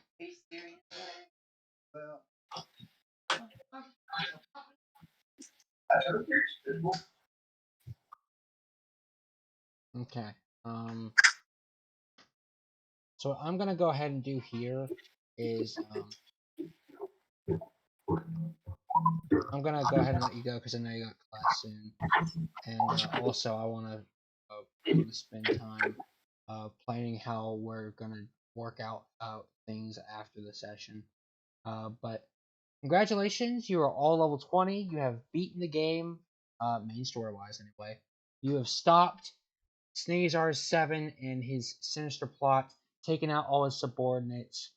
Of course, you now have the bounty of 3 million gold pieces distributed evenly among you. I have calculated this 3 days ago. It's been sitting here in my in the calculator app for at least a week. You guys each gain. Hang on.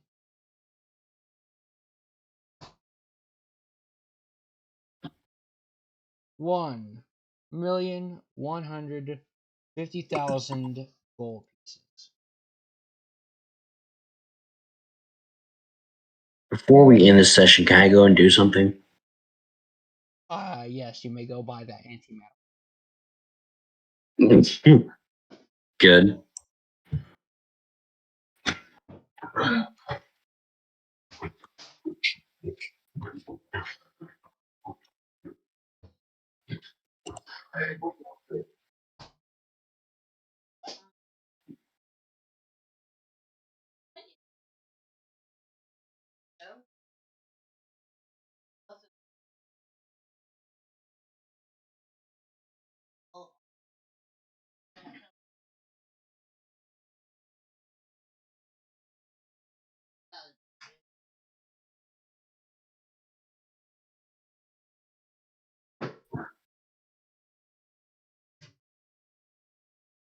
We love this can.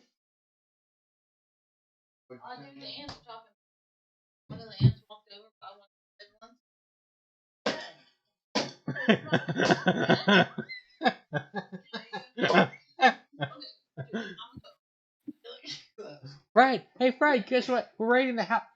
Right? Right? What? Yeah. Oh, okay. You're just saying that. Yeah, I thought you were asking. Yeah, Fred, are you okay?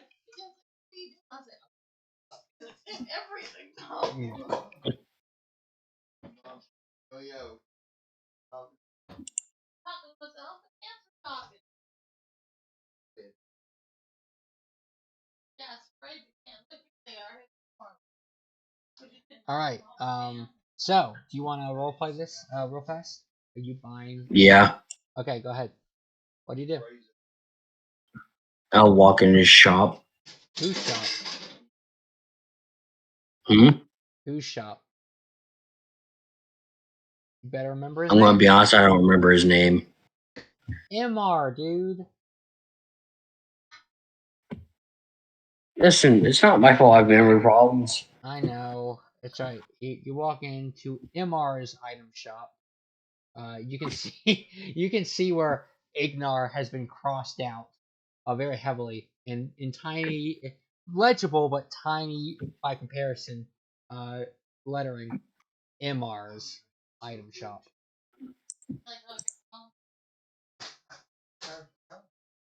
Hello, MR. How are you today? Oh, hello, Officer Chinook. What can I do for you? I'm here to give you a donation at a cost of one year. I'd like to make a purchase. Oh, of course. Excellent. What can I get for you? That intimate man a fucking rifle. What'd you say? That intimate man a fucking rifle. Oh, absolutely. Just so you know, officer, this is our most valuable item. It's 100. It's excuse me. Got that. It is 1,000,000 gold pieces in worth. I just hand him my bounty papers. That works. Wait, hang on 1 second. I'm so sorry. I hate interrupting. But what? Yeah, Moses, stay home, Mom. Yeah.